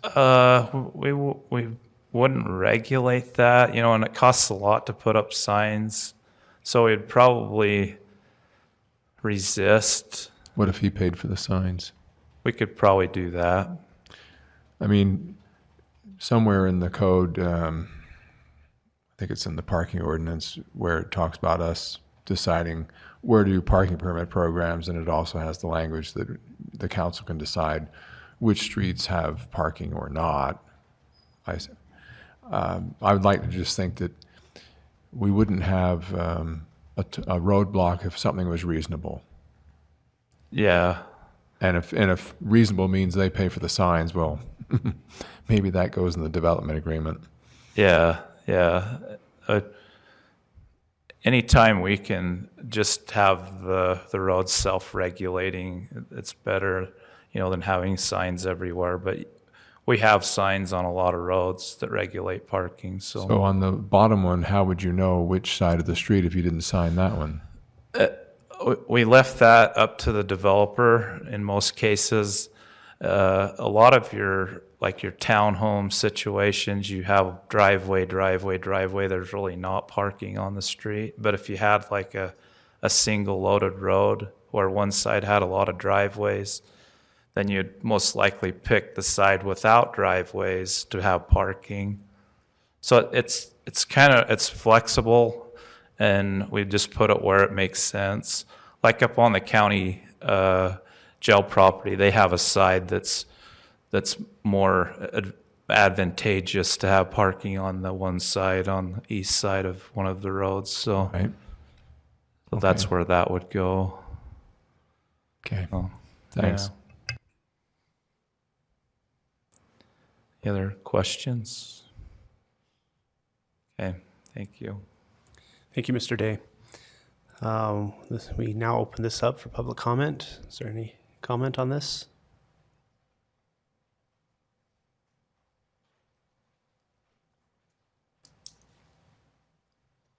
Good evening. My name is Gage Eccles. I'm president of the Provo Firefighters Union. Just want to make it known that our ladder trucks, when we have stabilizers on each side of those ladder trucks to be able to stabilize the 105-foot ladder, the stabilization width on that is 16 feet. So you throw a car in there, it doesn't leave much. Hopefully the car put it on the curb. So just something to be aware of when it comes to emergency services. So thank you. Thank you, Mr. Eccles.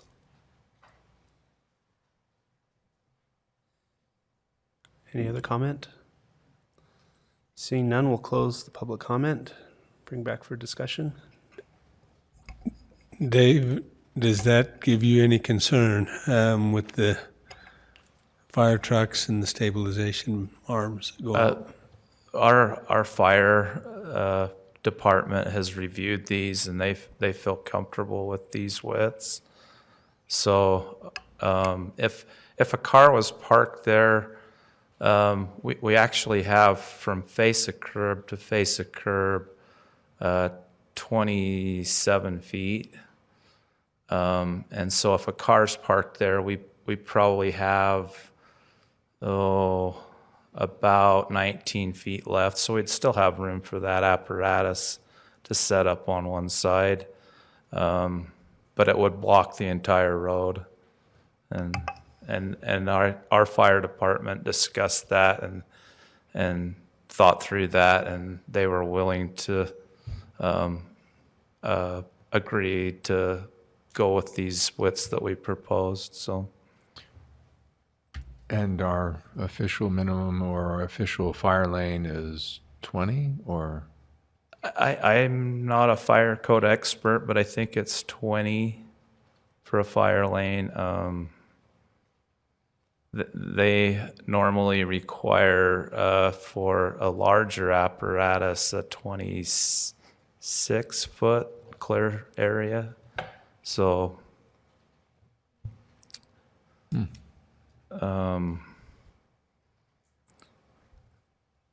yeah, I'm not the fire guy, so, but we have reviewed that with our fire department, so I feel confident that if they're okay with it, I'm okay with it.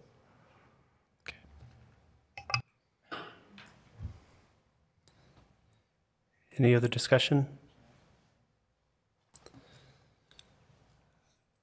I think I've said this a few times already today, but I just wanted to say to Mr. Eccles, thank you for your service to our community. And I do say that a lot, but I think that that's in part because as council members, we get to interact with so many people that are very much engaged and care about the community and are in the service of the community. So I hope I don't sound like a broken record, but there's just a lot of great people that make Provo a great place to live that we have. If there's no other discussion, I will call for a vote on the implied motion. All in favor? That was unanimous. Item number 5 is an implied motion on an ordinance amending the zone map classification of approximately 1.92 acres of real property generally located at 442 and 490 South State Street from general commercial to high-density residential. This is in the Mazer neighborhood, and we will be hearing from Mr. Dustin Wright, Provo City Planner. Thank you. All right, thanks. Yeah, so this item that we have here, the applicant has requested, it came before the City Council last year. At that time, they were proposing, I'll see if we can go to the slides possibly, but at that time, they were requesting 2 4-story buildings at this location with this rezone to the HDR zone. The decision at that time for the council was to continue the item, give the applicant an opportunity to go back and work with the neighborhood to see if they could come up with a better solution that mitigated some of the concerns that were raised, mainly being the building height and its adjacency to the residential neighborhood, the traffic and the access to the site from 500 South. And so they've done that. The ownership has changed hands, so the new owner's gone back and met with the neighborhood to kind of work through some possible solutions to that. So their new site, or their new project plan, reduced one of the 4-story buildings down to a 3-story building. That was the one that was most adjacent to the residential area. And the one that was out on State Street would remain at 4 stories. Some of the other changes that they made were to put one of the 2 accesses over onto State Street instead of on 500 South to help mitigate some of that traffic onto that local street. And as well as that, they've put an additional building on 500 South. It would be a 2-story 4-unit townhome there. And the intent there was to help screen the parking lot from the neighbors across the street. So those are the changes that they made. They took those to Planning Commission, and Planning Commission approved that project plan with the conditions that the council approved the rezone to the HDR zone. And that at that time, the developer was willing to do a development agreement to help mitigate some concerns as far as the HDR zone has some higher height allowances, so that development agreement would function as something that would be recorded on the property and mitigate the opportunity to increase the height of the project that's approved. So development agreement would essentially limit the height, limit the number of units. So the number of units from last time you saw it was at 64, now it's down to 60. The height would be limited, and it would ensure that the project is developed as it was presented to the Planning Commission. So those are the updates that we have for you today. If you have any questions, or maybe questions for the applicant as well. So here's the site, State Street, 500 South. The current zoning is commercial. They're proposing to go to the HDR zone there. So here's their site plan. That building on the north side there is the one that they dropped down to 3 stories. And the one on State Street is the 4 stories. And then out on 500 South is the 4 units of 2-story townhome.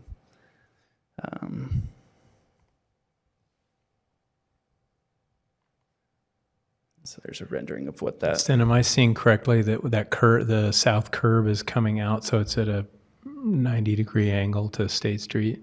Yeah, so that was another proposed change that they've worked with our engineering department to realign 500 South to approach State Street at a better angle, so it wasn't coming out as it used to at a more awkward angle. And that would help improve the safety there.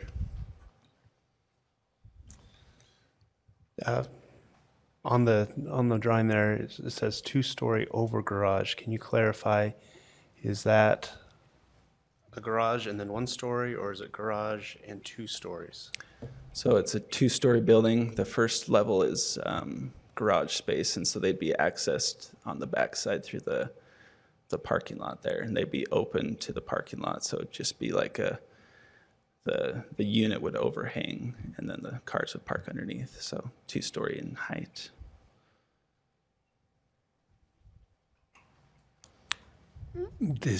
So it does still you can come in and out on Fifth South. Is that that bar across? I just wondered what that actually is. Right here? Yes. That's the sidewalk. So you can access. So there'd be one access here. Yes. Okay, and one access there. here. The previous plan had an access here and an access here, and Okay. not this one there. Also, I note that it's called Provo Married Housing. Is that just a brand that it's calling itself, or are there actual covenants that are limiting this to married couples? How's that? I believe it was just the name that they had at the time. I think that might have changed at this time. You can ask the applicant what the current name is, but yeah, it would just be family housing, essentially. I think that's the market that they were targeting. With the HDR zone, I see a lot less open green space. Is that why we're going to that zone? To allow less green space also? I know it's to get to the 60 units, but because the LDR would allow how many? So on projects, MDR, I guess, MDR. yeah, MDR, HDR, they just have if you're over 20 units, you have to provide, I believe, 10% of amenity space. And so have we got the 10% in this one? That's all that's with the MDR and the HDR? Yeah, it's the same. They've kind of distributed it throughout the site. So there's a play area up here, an outdoor kitchen. So that when this road wasn't there before on the previous plan, they had that as a kind of as this area was up here before. So they've just kind of had to adjust that, but they still meet that percentage requirement. Question. So, refresh my memory. LDR goes to 15 units per acre, Correct. MDR 30, 30, and HDR 80? 50. Only 50. Yeah. And so part of the development agreement would be limiting them to, so this would be 60 units, but they have 1.92 acres. So it counts to 32 units per acre. So they're just above the 30 of the MDR. And so that's why they're doing the HDR, but with that development agreement to put a cap on all those other things that are higher in the HDR zone than they would be in the MDR. You will have a written contract, or what do we call them? Development agreement. Yeah, they sent that over today to us, and I forwarded on to Mr. Jones to take a look at. So I think it's pretty close to where it could be signed and have all those things in it. Yeah, I guess I'd just weigh in and say I did receive a draft development agreement this morning, made a couple of really just formatting edits to it. I don't know if Dustin looked at those or had a chance to show them to the developer yet, but I also prepared an alternative version of the ordinance, so we have ready tonight, if we need it, the version of the ordinance that authorizes execution of the development agreement. I would just say, since there hasn't been any prior history about that, I would be interested in making sure that the developer, addressed that and made the proffer that that's something they are willing to do.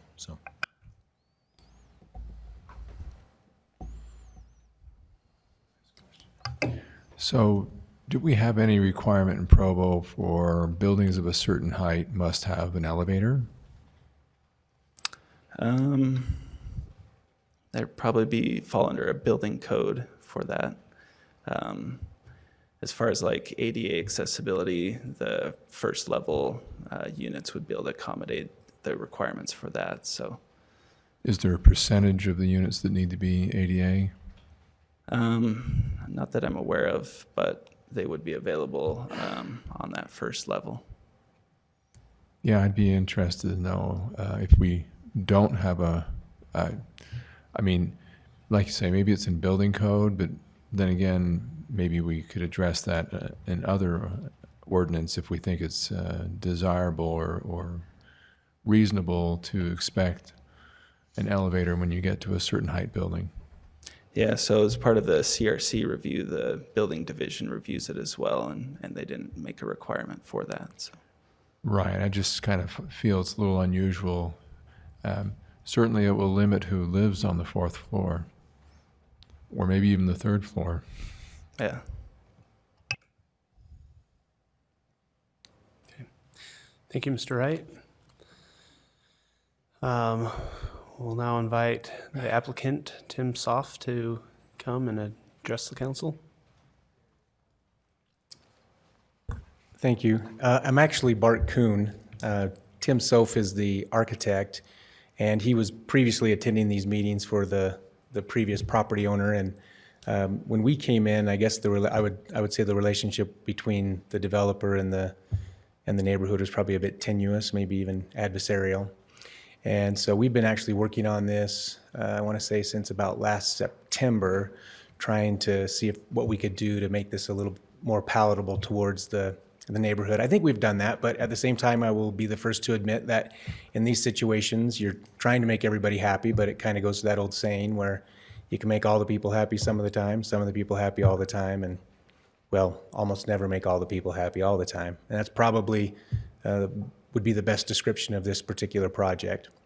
One of the things that I would want to point out, while we are asking for an HDR zone, everything has been designed to an MDR standard with 2 exceptions. And the reason why we're asking for an HDR zone is actually primarily for the setbacks. And so the HDR allows for 50 units to the acre, like Dustin mentioned, where the MDR allows for 30. And right now we're sitting at 31.25 with the 60 that have been requested. But I would also point out that one of the first areas that we started was the double accesses off of 500 South, and the neighbors were very averse to that. And so I went and had probably a 3-hour meeting or longer with UDOT to make sure that there potentially weren't any right-of-way restrictions that we would have to deal with.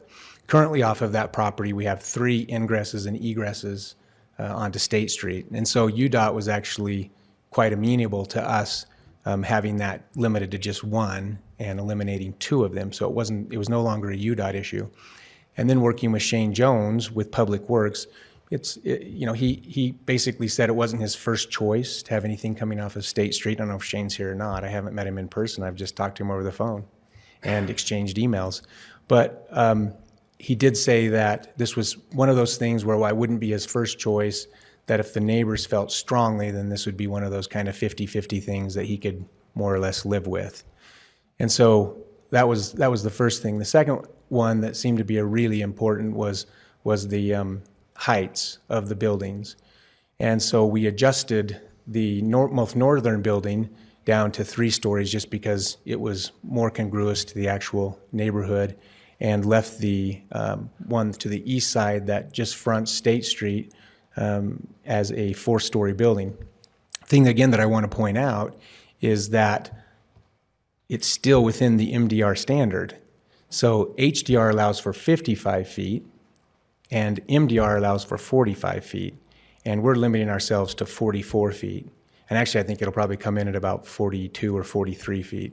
But we wanted to be safe, so we limited ourselves to 44 feet on that structure. But the way that it's designed right now, it fits completely within the MDR zone. So I know it's not maybe ideal for some of the neighborhood, but we actually designed everything again for the MDR. I would have been much better off as a developer to try to just have 2 buildings and knock some units off of that third one and maybe have it step back more towards the parking lot. But that leads us to the third thing, which is that we were really trying to create a buffer, something that feels more like part of that residential neighborhood and visually hides the parking lot, eliminates some of the light pollution. In fact, the access, we shifted that as far to, the ingress and egress onto 500 South, we shifted that as far west as we could, and the home that it actually lines up with, it faces west. So there shouldn't be any lights coming in and bothering those homeowners. So I feel like we've tried to do a lot of things to be good neighbors and help the development fit into the current neighborhood. And I guess at this point, I would just open it up for any questions that you might have for me.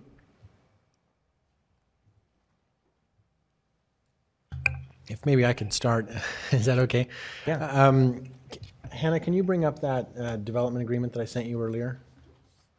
I just wanted to review this and get this in the record and make sure that this is what you're proposing. And once you get that up, Hannah, if you could scroll down to section 4 of that. As she's doing that, my recollection is that the draft that I was sent, let's see, yeah, right there, indicates that the developer would voluntarily agree to limit the development to 60 total units, with 1 3-story building on the north side, 4 2-story units on the south side, and 1 4-story building located on the east side that will not exceed 44 feet in height. And let's see, there's a B, yeah, and that it'll be developed in a manner consistent with the site plan. I just wanted to make sure, and I guess get on the record, that there are voluntary offers from you that you're willing to enter into that agreement. Yes, and for the record on the density, I know that Dustin has to round up to 32. It's actually 31.25 for the math nerds in the room. Okay, very good. Oh, is she gone? I just wanted to express my thanks for your willingness to work with the neighbors and to, I know it's not 100% agreeable to everybody, but it does seem like a much improved project over the last one. So I'm very grateful to see some of those compromises. Yeah, thank you. So I have one question, and you may not have the answer, maybe engineering does, but so you kind of lost some property by the road being realigned. Yes. What about, what happens on the other side? Did somebody just get some property added to their business? More or less, yes. It's kind of how it works. I can answer that if I remember right, because I've got one issue right here that I'm going to have to talk with engineering about, but it's offered to the business on the other side first. Right, and if they don't buy it, well, If they don't buy it, it sits there until something happens, until that property is developed usually. At least that's what happened on. Maybe a I'm snow actually cone looking at shop. a piece right now, so. Yeah, and we actually did come forward, I want to say, with, I think, 3 different iterations. One of them was to kind of pull a bulb out on the, more towards the south and still try to get that 90-degree. Yeah. And then as they pulled in, then it would kind of, move back towards the north to have a turning lane there. But I can't remember what it was, if it just wasn't, enough of a turn, but that wasn't Shane's first choice. And then another thought that we had was, interestingly, kind of in line with the last gentleman with the road, was maybe to try to narrow the road a little bit. Because one of the other concerns that was voiced by the neighborhood was that they thought it would potentially foster more parallel parking, which happens now anyway in the neighborhood. So we thought, well, maybe there's a way to limit this by pulling, even more towards the north and narrowing that road down. But that iteration also was not the most desirable. So then this one was to come more in towards our property and create more of a 90-degree. So that's what we did. okay. The other thing, since you're up here, and can I ask, you've done projects in other communities? Yes. Yeah. Okay. Actually, one of them right here in Provo, similar. I mean, it's single, but Alpine Village. I was involved. I was one of the partners in Alpine Village. So. Okay. Just wondering, since the council is considering legislating something called inclusionary zoning in the future, what is your as a builder. How would you address that if that had been a requirement of this project?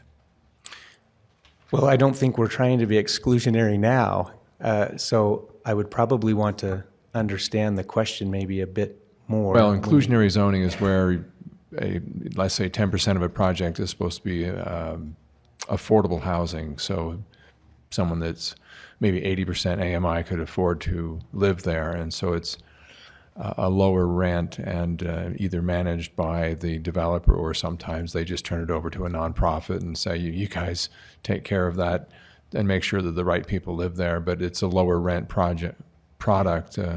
Yeah, I think on a project like this, that's probably a little easier to incorporate. I think on some projects, depending on the scale and the end product, that might be a little bit more challenging. But I know that in other municipalities that we've dealt with, that they'll do a fee in lieu or create a situation where you're contributing to a fund that would then help towards that. That might make more sense for certain projects, and then for other projects, what you're describing would probably make a lot of sense.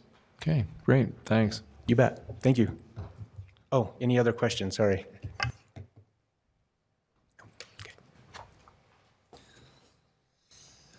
And I'm not certain that I see her, but we'll invite the Mazer Neighborhood Chair to come forward. And if not the Neighborhood Chair, we'll invite a Vice Chair to come forward. Kira wasn't able to make it, but I'm Martha Rasmussen, Mazer Vice Chair. First off, I'd like to say that we do appreciate the more friendly atmosphere we've had to deal with over the past year than we did before that. When we first heard about this project, the neighborhood talked it over and decided what we really wanted was something two-story and family-oriented. But in the interests of cooperation, we asked for 3 stories instead. We are now afraid that this was a poor negotiating tactic because 3 stories, instead of being taken as a compromise, seems to have been taken as a starting point to be compromised upon. And we really feel quite strongly that 3 stories fits in our neighborhood much, much better than 4. We have an old pioneer neighborhood. There is nothing else in the neighborhood that is higher than 2.5 visual stories. Even that much is across a big street. Nothing on the same block is higher than 2 stories, so 3 is already large. We appreciate the new entrance on State Street. We appreciate the buffer zone of the 2-story buildings, and yet we still ask you to cap the project at 3 stories so that it will blend in the neighborhood harmoniously. Thank you. Any questions for me? Mr. Sewell? I'm interested if you could just, in general terms, characterize the difference in neighborhood support from a year ago versus what we have today. I'm interested how much difference the effort to compromise made. Some people are, let's call it, reluctantly more happy with the State Street exit. I know a lot of people have already sent me excited emails about the continued 4 stories.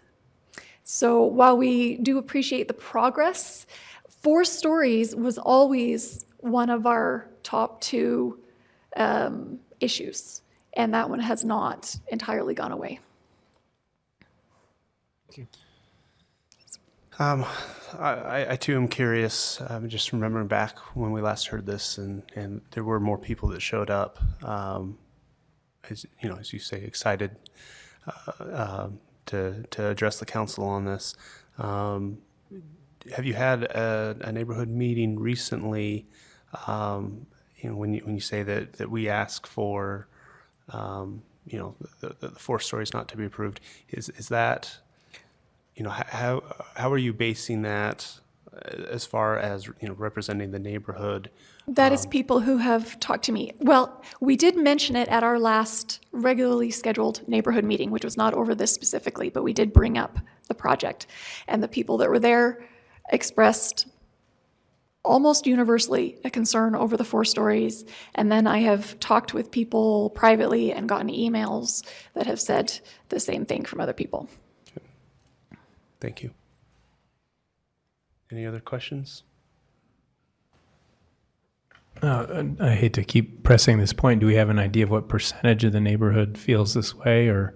I do not have actual numbers. I do know that back when they were looking at both buildings being 4 stories, one of our residents went out and did a survey, did not get through the entire neighborhood, only got through, I think we got as far as 200 East, maybe. And just in that area, got 200 signatures on a petition asking for a 3-story cap. Only one person said, oh, I'm fine with 4 stories, and that person retracted when they found out more details about the project. I don't remember what made him retract. So. And you're saying this was more recently, or this was before?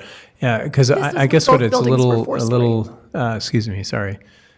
It was the first round when both buildings were 4 stories, but we had 200 signatures asking for it to be reduced to 3.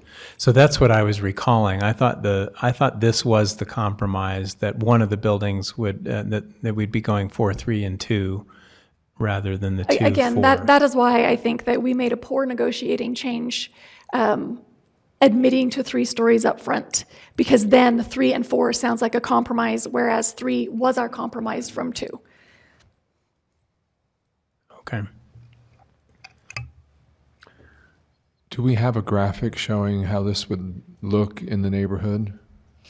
You'll notice that the one they put up that looked down had the entire neighborhood around it erased. Did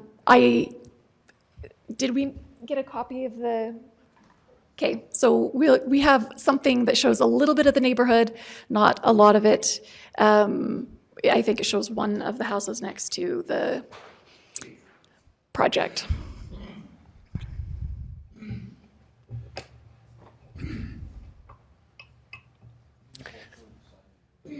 I have a thought that I think in Provo, a single-family home can be 35 feet tall. And this is 9 feet taller than we allow for a single-family house.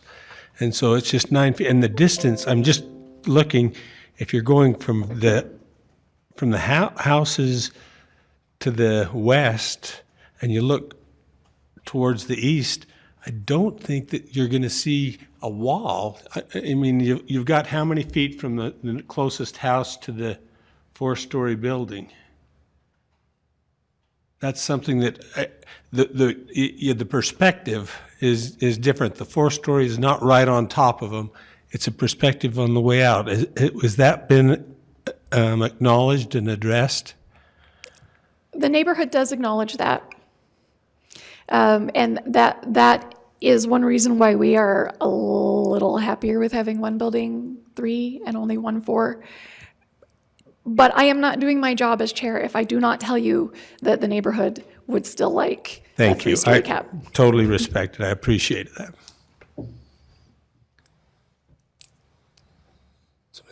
Okay, so here is a fairly new graphic. This is from State Street with the 4-story, the 3-story, and the original houses next to it.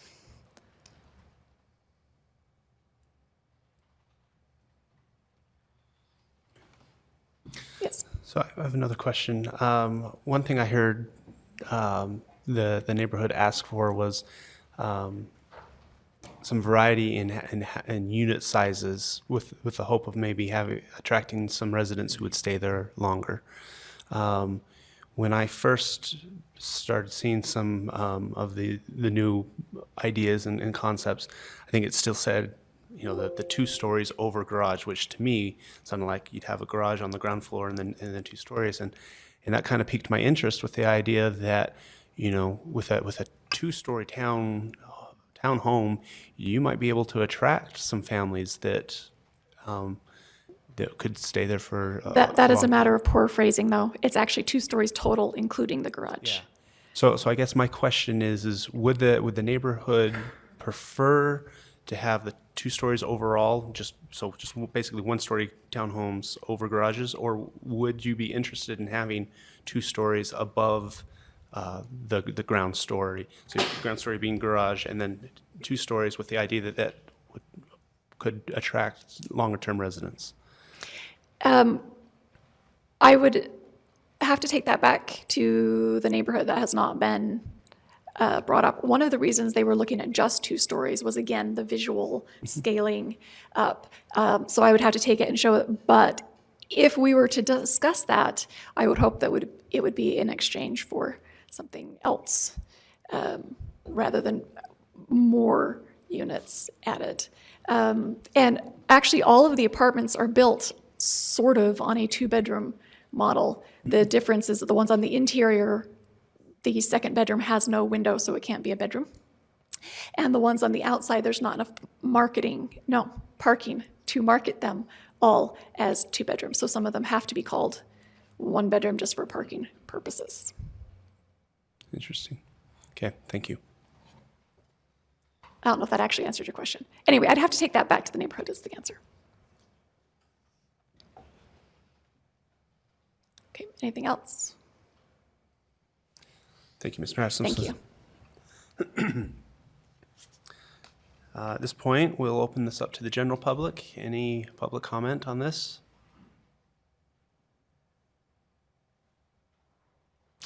Seeing none, we will close the public comment and bring it back to the council discussion.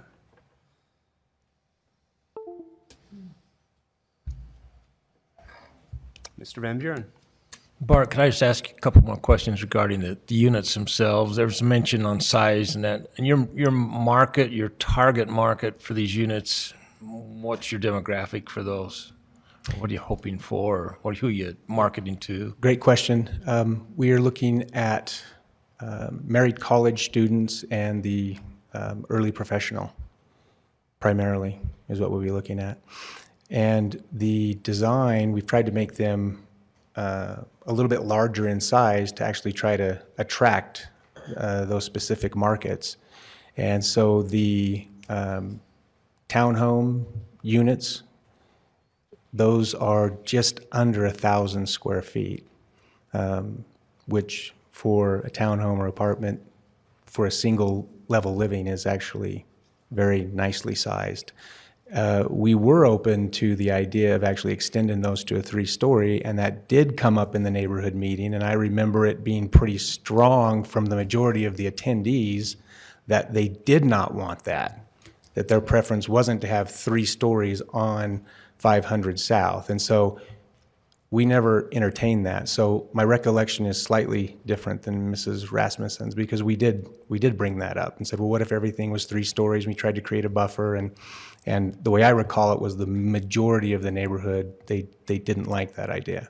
And so that's why we've kept it to just 2 stories, or otherwise we would have happily considered 3-story units. So from the standpoint of designing something that, we want to obviously give ourselves a competitive advantage in the marketplace, but we are restricted to marketing them and leasing them as 1-bedroom units with a study. And so that's how they'll be marketed. That's how they'll be rented. They won't carry the same rental value as a 2-bedroom unit. So, yeah. And then the other thing I would point out is, while a single-family residence currently does allow for 35 feet, and we have a restriction of up to 44, again, I would just remind the council the way it's been designed right now is 42 feet. So we're talking 7 feet above a single-family residence with a visual transition. And the rendering as it comes up, if you actually look at the home that's to the north, that is in a commercial zone. And so at some point, that I'm assuming that residence will probably go away, and we're really not even going to be up against more residential units. That's pretty much limited to 500 South, which we've tried to really buffer and make it palatable. So anyway, but I like I said earlier, I don't think we're going to ever make everybody happy. Yeah. Any other questions?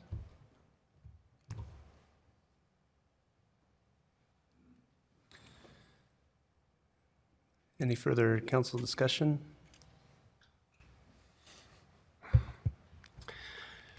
So I feel like the neighborhood really did do a good job of, I don't know if negotiating is the right word, but just remembering what this looked like a year ago and what it looks like now. I was really impressed at the number of accommodations that were offered.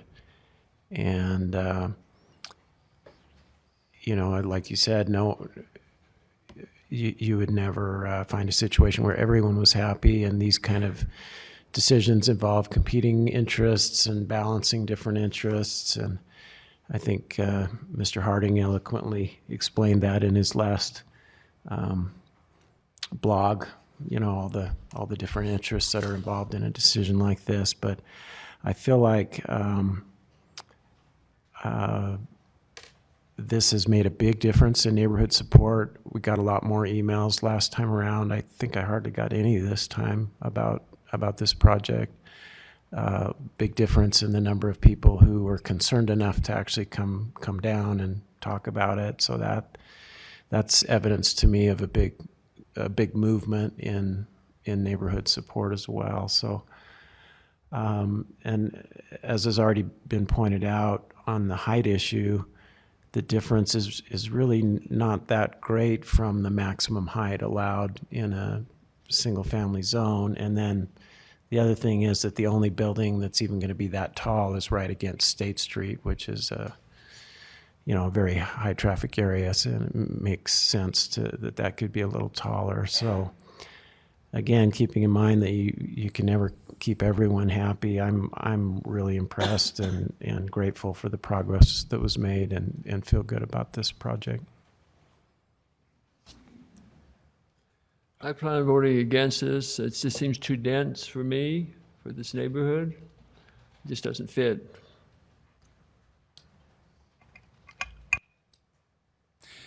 Mr. Jones, would you be willing to advise the council as far as the implied motion that's before us and how that interplays with the development agreement that has been proffered? Yes, certainly. So the implied motion is on a version of the ordinance that does nothing more than just approve the zone.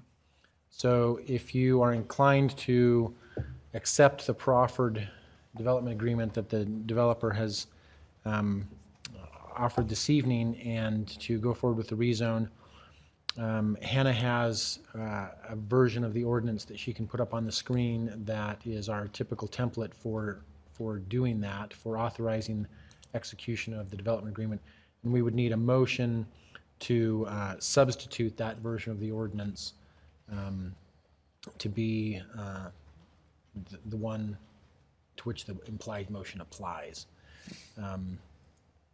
Let's see. And now the one I guess consideration is this is a first hearing on an item. We do have a council rule that says that it should be automatically continued if the ordinance was not reviewed and published by the Thursday before the council meeting. I think that requirement has technically been met, but one thing the councilors may consider is that the development agreement was not published or publicly available at that time, and in fact it is still not. I mean, we have a version and it's here on the screen, but it has not yet been uploaded to be publicly available. So something to consider in deciding whether to move forward or not. Okay, thank you. Yeah, please, Mr. Sewell. I'd like to request the second hearing on that basis, and also on the basis that the neighborhood chair has indicated that there is definitely some mixed opinion on it. And the only other comment was I got ahead of myself a little bit in that I normally like to hear from the district council member, kind of their perspective on things like this. So I'm also very interested to hear Mr. Connect's thoughts. Yeah. If I could Trying to- respond first. Go ahead. So by council rule, this item will be continued to our next hearing on May 21st. And, okay, Mr. Connect. So where is exactly the boundary? Tad, do you know where the boundary between my district and Dave Harding's is? It's within a half block or just, it's really close, isn't it?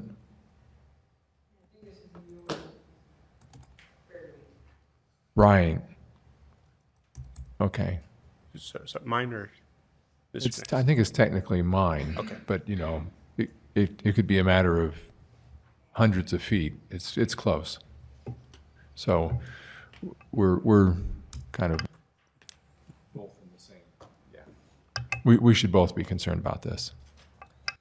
I'm concerned about developments, you know, regardless of where they're at in the city, but I was going to pull that up, but I guess I won't. Just in general, I think one of the things that I'm considering is that this is currently zoned commercial. And so I'm looking at what's already permitted there are commercial uses. And so this is a residential use on the, you know, really on the periphery of the neighborhood. And so I do see the heights and the uses, you know, particularly with the buffering. I think overall that this is a good proposal, and particularly with the adjustments that have been made since we've last seen it. As there is a couple of extra weeks, I reached out to the neighborhood chair just with floating the idea of the second story on those townhomes, with the idea of attracting longer-term residents. I didn't hear back from her. Perhaps this was brought up in a neighborhood meeting. I hadn't heard that. But I guess I would just say that if there's any neighborhood interest in perhaps attracting longer-term residents, that this 2 weeks might give a little bit of time to look at that before we do a final vote on the rezone request. I don't know if that answered your questions, Mr. Sewell, but I'm in support of this. Okay, so I appreciate the fact that the neighborhood has had the opportunity to work with this developer to come to, I guess what you would say is a compromise. And there are things about this that I think are really good improvements. And I'm not sure that we could ever expect to get both entries like on State Street. So getting one of them was kind of a win here. I like how the buildings are set back away from the neighborhood and put onto State Street. The buffering. Generally, I like everything except the 4-story building. I'll admit that's not my favorite. And that's why I was wondering if we have any rules about the elevator. But even though I don't like that, I think we've probably come to the end of being able to negotiate a better project. And so I will probably be voting in favor of this. Mr. Handley? Yeah, I think I'm inclined to feel as the others have expressed. Dave Sewell's comments at the beginning resonated with me. I feel like this has come a long way. I have enough lingering anxiety about making sure that the neighborhood is fully aware of what the development agreement says, and maybe to give them any more chance to give input that they would like to give compared to last time when we heard this item. It was quite a difference, so it's a little hard to get a sense of that. But for the reasons that have been articulated, I do think this is a reasonable compromise, and I'm inclined to support it. But I'm happy to wait to allow for that further process. Mr. Chair, I'm also open to the 2 weeks. As I look at what we've got here on it, I look at this as State Street and being a very, for a long time, very underutilized asset in our community. And I look forward to more development actually on that street. That I think that we have been neglectful of that area, and I think that can become it is an entrance, a gateway to our city, and I think it's something that we need to start looking at a little bit more closely. Thank you. Any other discussion? And you can go ahead and you just come up to the pulpit podium. So I guess one point, Mr. Winterton, that you were talking about seeing development in that area. This is an area that was actually identified by Provo, and there's only 2 in the entire Utah County that were approved for opportunity zones, federal opportunity zones. And this is one of those particular areas, and this does fall in that opportunity zone. The other thing, too, that I would like to really stress here, because I think where we're getting lost, just to a small degree, is 4 stories versus height.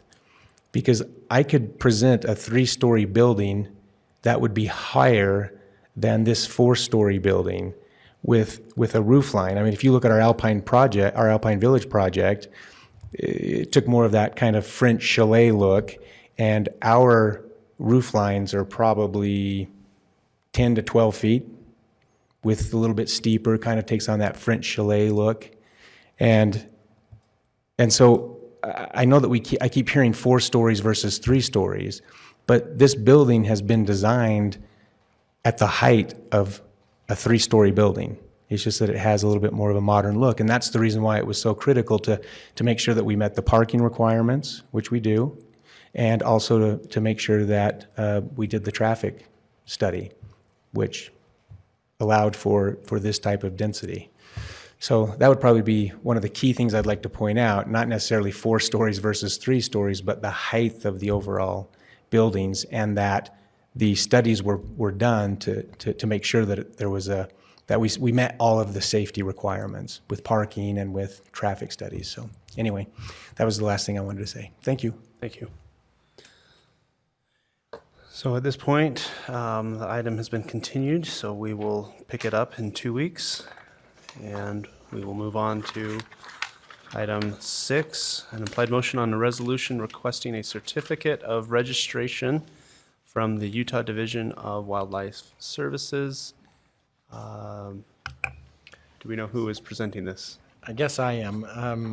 Thank you, Mr. Jones. Ms. Williams wasn't able to make it, as we mentioned earlier in the work session.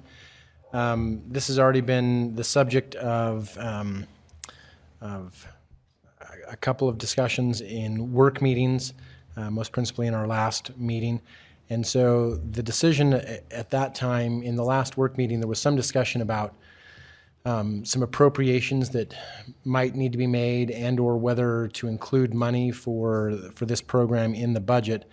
And so the suggestion, I think, was made that rather than address those at that time, that the first decision that need to be made was whether the program was going to continue.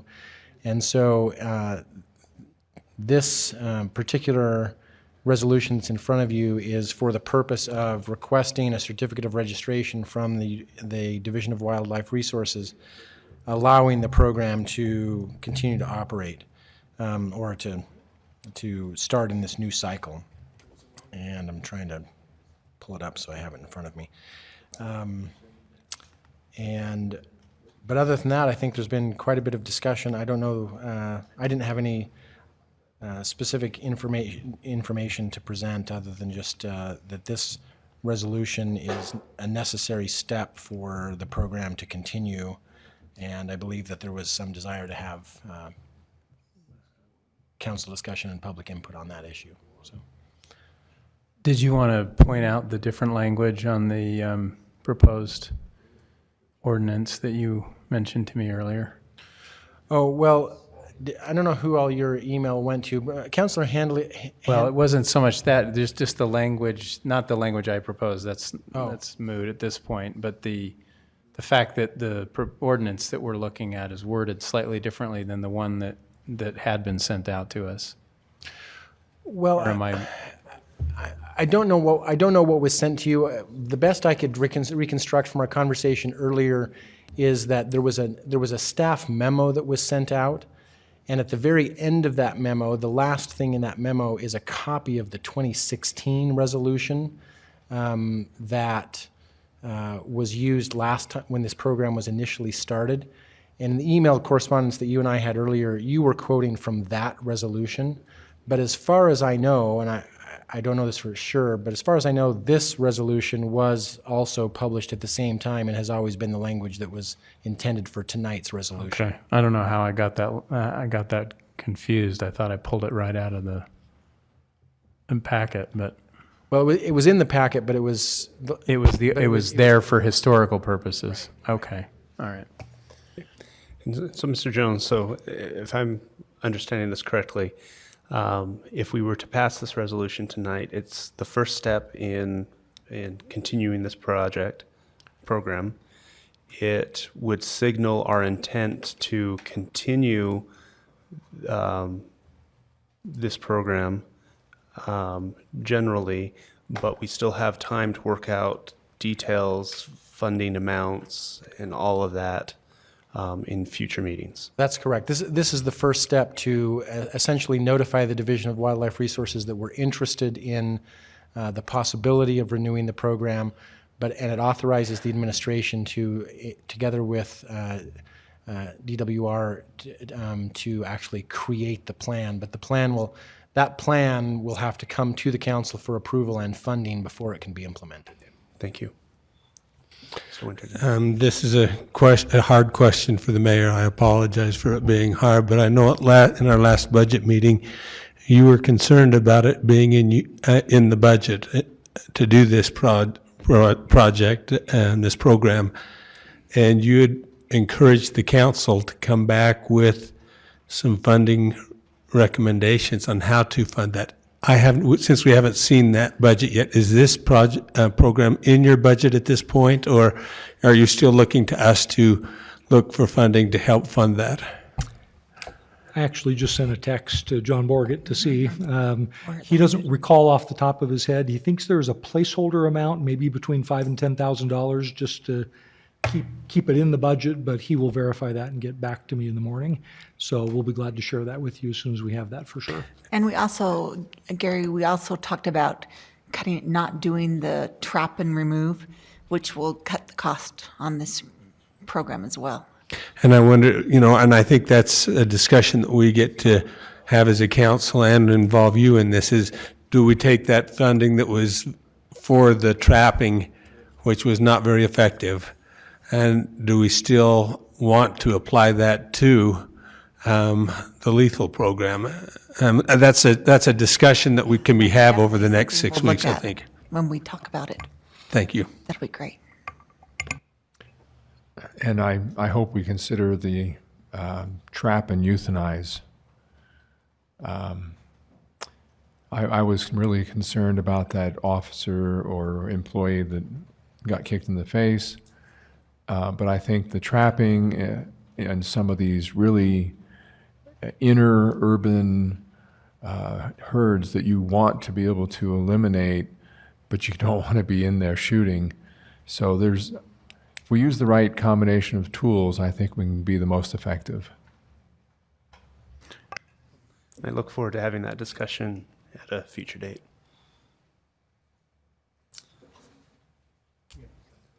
So yeah, I'll be going to the public, but is there any questions, I guess, for Mr. Jones before we open it up for the public?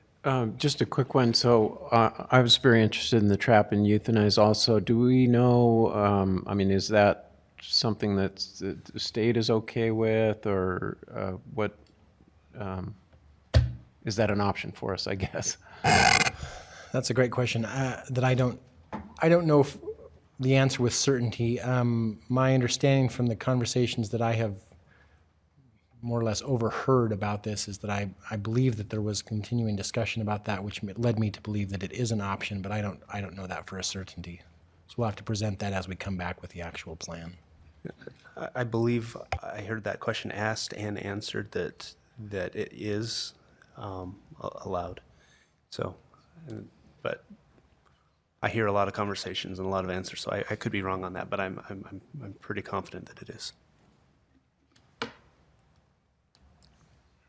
Okay, at this point, we will open this up to public comment. If anyone would like to address the council about the deer control program, please come forward now.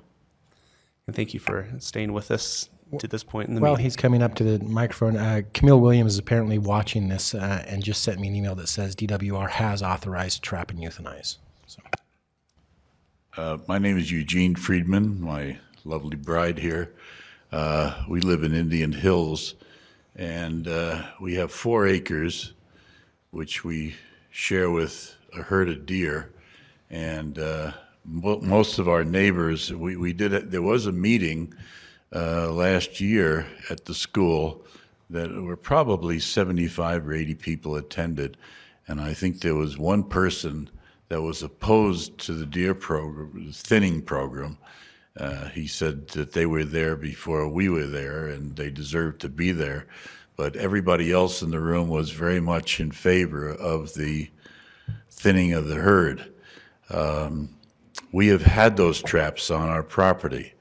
And the ones for capture and carry them up to the mountains. And they were there for several weeks and maybe caught one deer. And had a great time. there were 10 or 12 men kind of hanging around our property waiting for these deer to come in, and I think that was a waste of money. I think money was very well spent on thinning the herd. 2 years ago, Brian Cook took 20 deer off of our property, and last year I think it was 15 deer. And but then they just keep replenishing, and it was a wonderful 3 years. It was marvelous, and he was so considerate. He explained every single detail of what he was doing. He was well prepared. He had the trap set, and he said we never ever, shoot.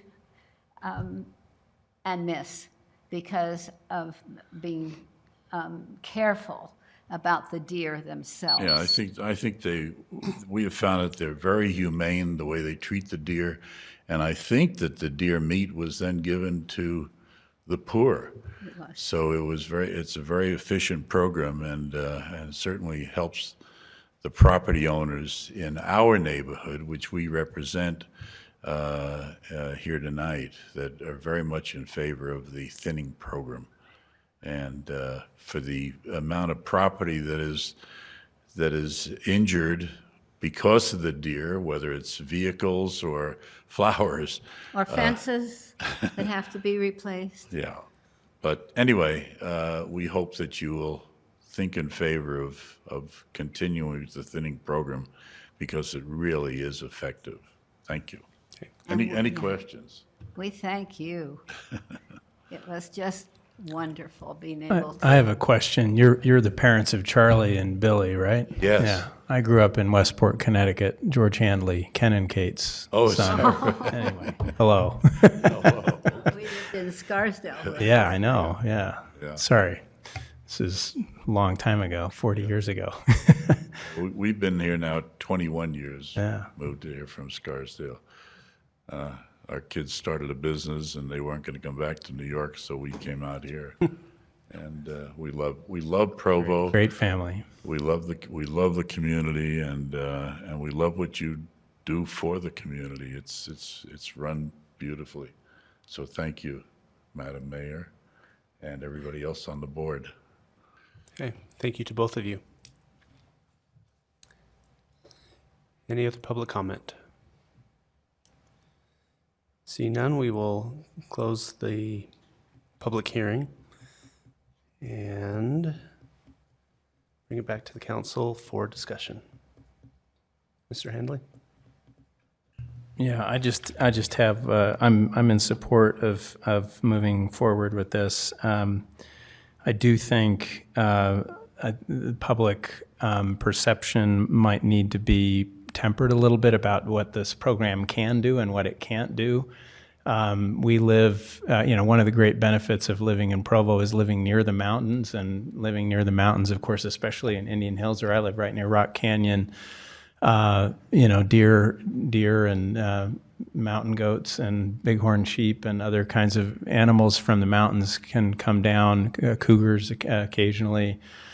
So I do think there's an interface zone there that's both part of the blessing of living here and one of the challenges of it. And I think I thought Hannah's report was really outstanding, because I learned, and from talking with Brian, learned quite a bit more about the differences between the mountain deer and the urban deer. And of course, we're still not certain as to how many of the car collisions are happening with urban deer versus the mountain deer. It does seem that the mountain deer are still possibly the predominant cause of those collisions, and it's very difficult for a city to regulate the population of an animal population in the mountains that is regulated by federal and state policies. So we're kind of at it. All I want to say is there are limits. I think some people may hope that we can simply get rid of the problem, and I don't think that's possible nor reasonable. I think, but on the other hand, I think helping the urban population to be reduced in a way that makes it more manageable for the city is the right thing to do. Hopefully, with the goal too, especially of reducing the collisions, which are both inhumane to the animals and dangerous to humans. So. But I just say that because I didn't hear any of that in your comments, but other people I've talked to have had this feeling like, can you just get rid of them? And it's like, well, it doesn't actually work that way. And we do have a responsibility to learn how to live near the mountains in a way that allows us to interface with the mountains in a way that hopefully isn't too destructive, and yet also understandably not being overrun by it entirely either. So we do need to have some expectations that we're going to probably. I've been reading about this nationally. I mean, it's everywhere in the mountains. It's a big problem, and when you reduce the natural predators for deer, then that creates these problems. Of course, hunting regulations have something to do with managing those populations, but there are a lot of factors, I guess, that I'm trying to say is that are out of our control. But I think we can do what we can with the urban population, and I do favor the way of the removal more quickly, I think, through the trap and euthanize, if we can use those that equipment that we have. So. And it certainly didn't eliminate the deer. Yeah. They've always been deer, and they're going to continue to have deer.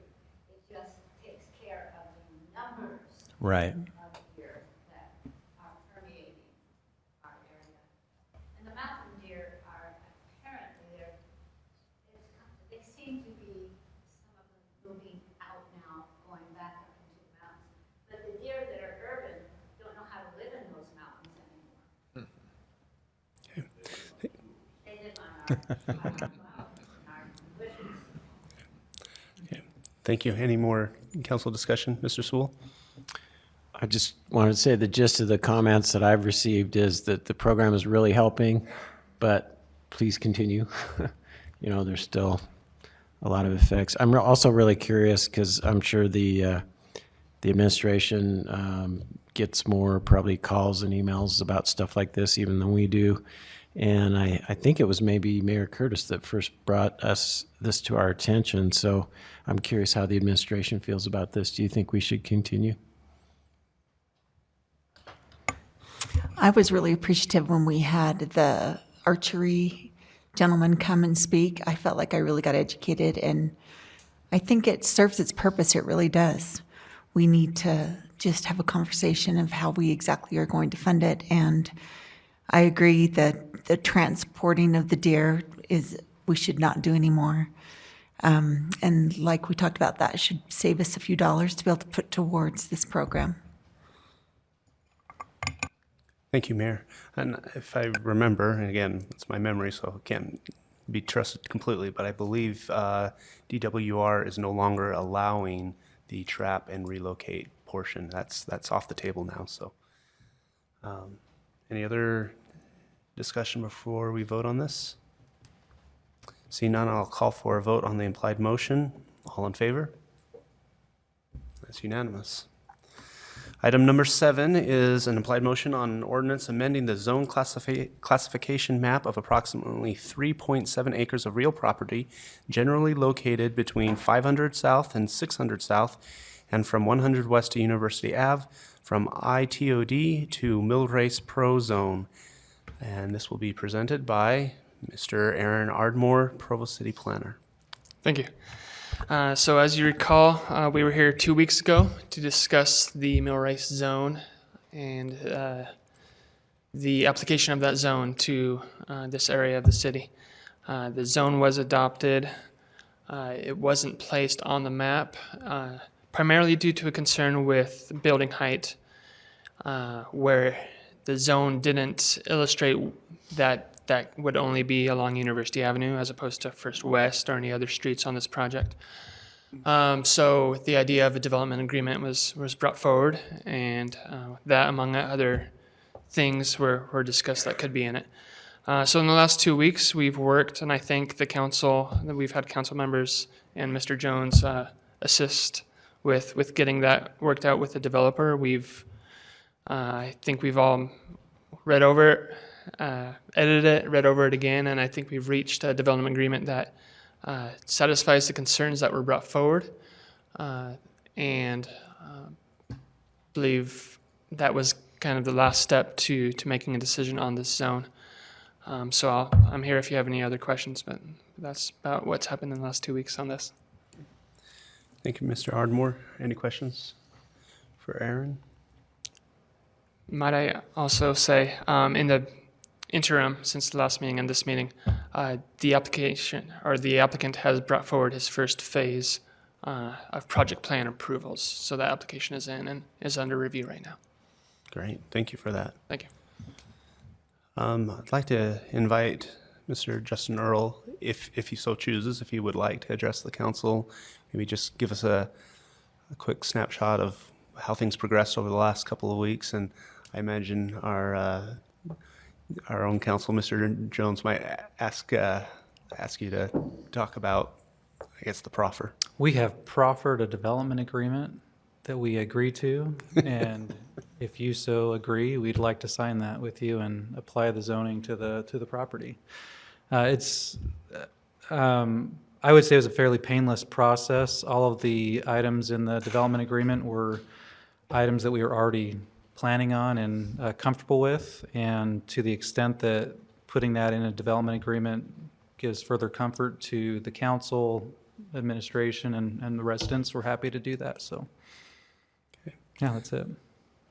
Hannah, maybe could you put the final DA up on the screen for us? I think that the very final version of this just came this morning, so I'm not sure that council members have all seen it in its final form. We didn't change anything from your last edits. Right, well. Right. So the version I'm having her put up is just the last one I think you had seen was a red line, so I just accepted all of those That's changes right, yeah. and have a clean we version. like bleeding documents. It wasn't actually.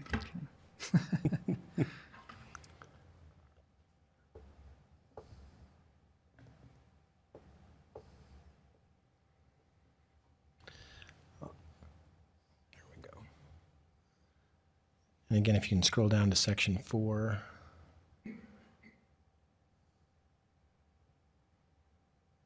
So the first thing that it addresses is the building height, which limits the buildings that are not along University Avenue to 100 feet in height, or 6 stories, whichever is shorter.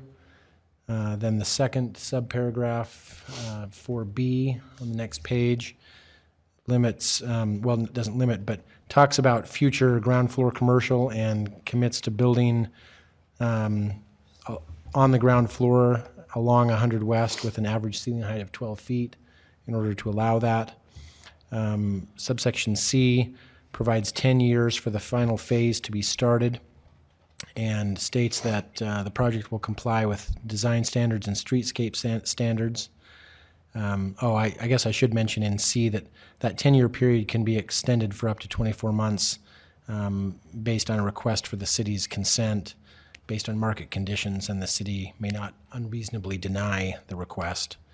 Then sub D talks about the pedestrian bridge and the contribution of the perpetual easement for the landing spot of the bridge, and that the project will be permitted a direct connection.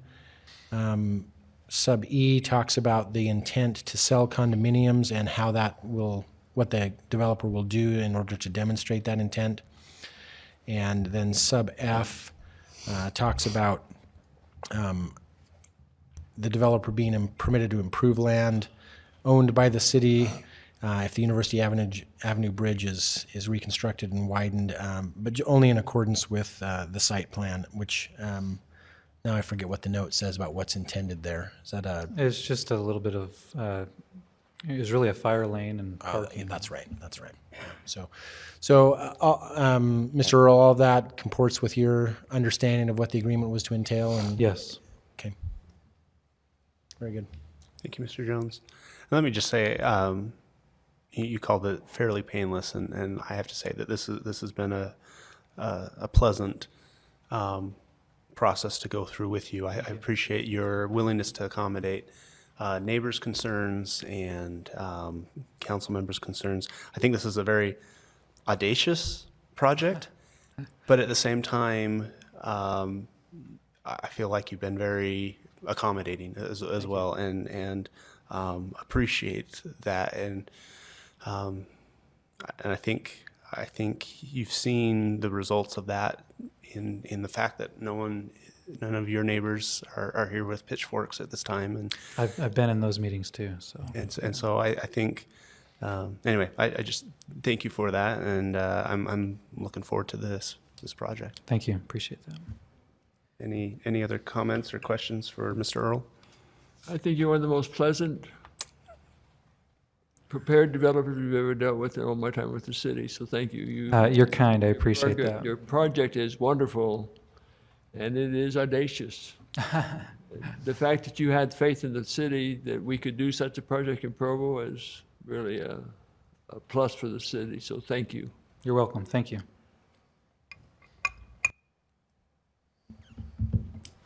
Thank you, Mr. Earl. Mr. Chair, I don't have a question, but just logistically, I just want to point out that this one is different than the 2 items ago, where because of what happened in the previous meeting, the implied motion actually applies to the version of the ordinance that authorizes the development agreement. So no changes are needed there. Thank you for that clarification. At this point, we'll open it up to public comment. Anyone here would like to address it?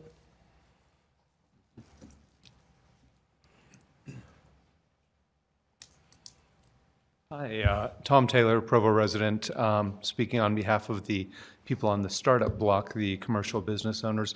We're very happy with the DA, and really appreciate you weighing in on that and sticking up for the neighbors. And it's been really a joy working with Justin. He's a great guy, and I think we're going to get a great development. Thanks. Thank you, Mr. Taylor.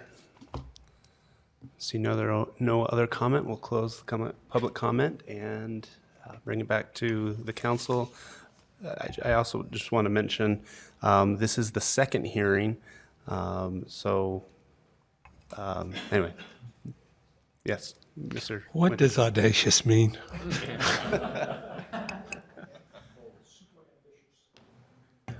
I was just saying to Dave, if we would know we were doing things right if every one of these situations resulted in a neighbor and a developer doing a fist bump. That.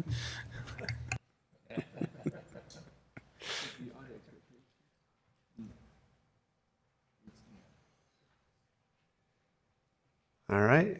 If there's no other discussion, I will call for Yes, Mr. Sewell.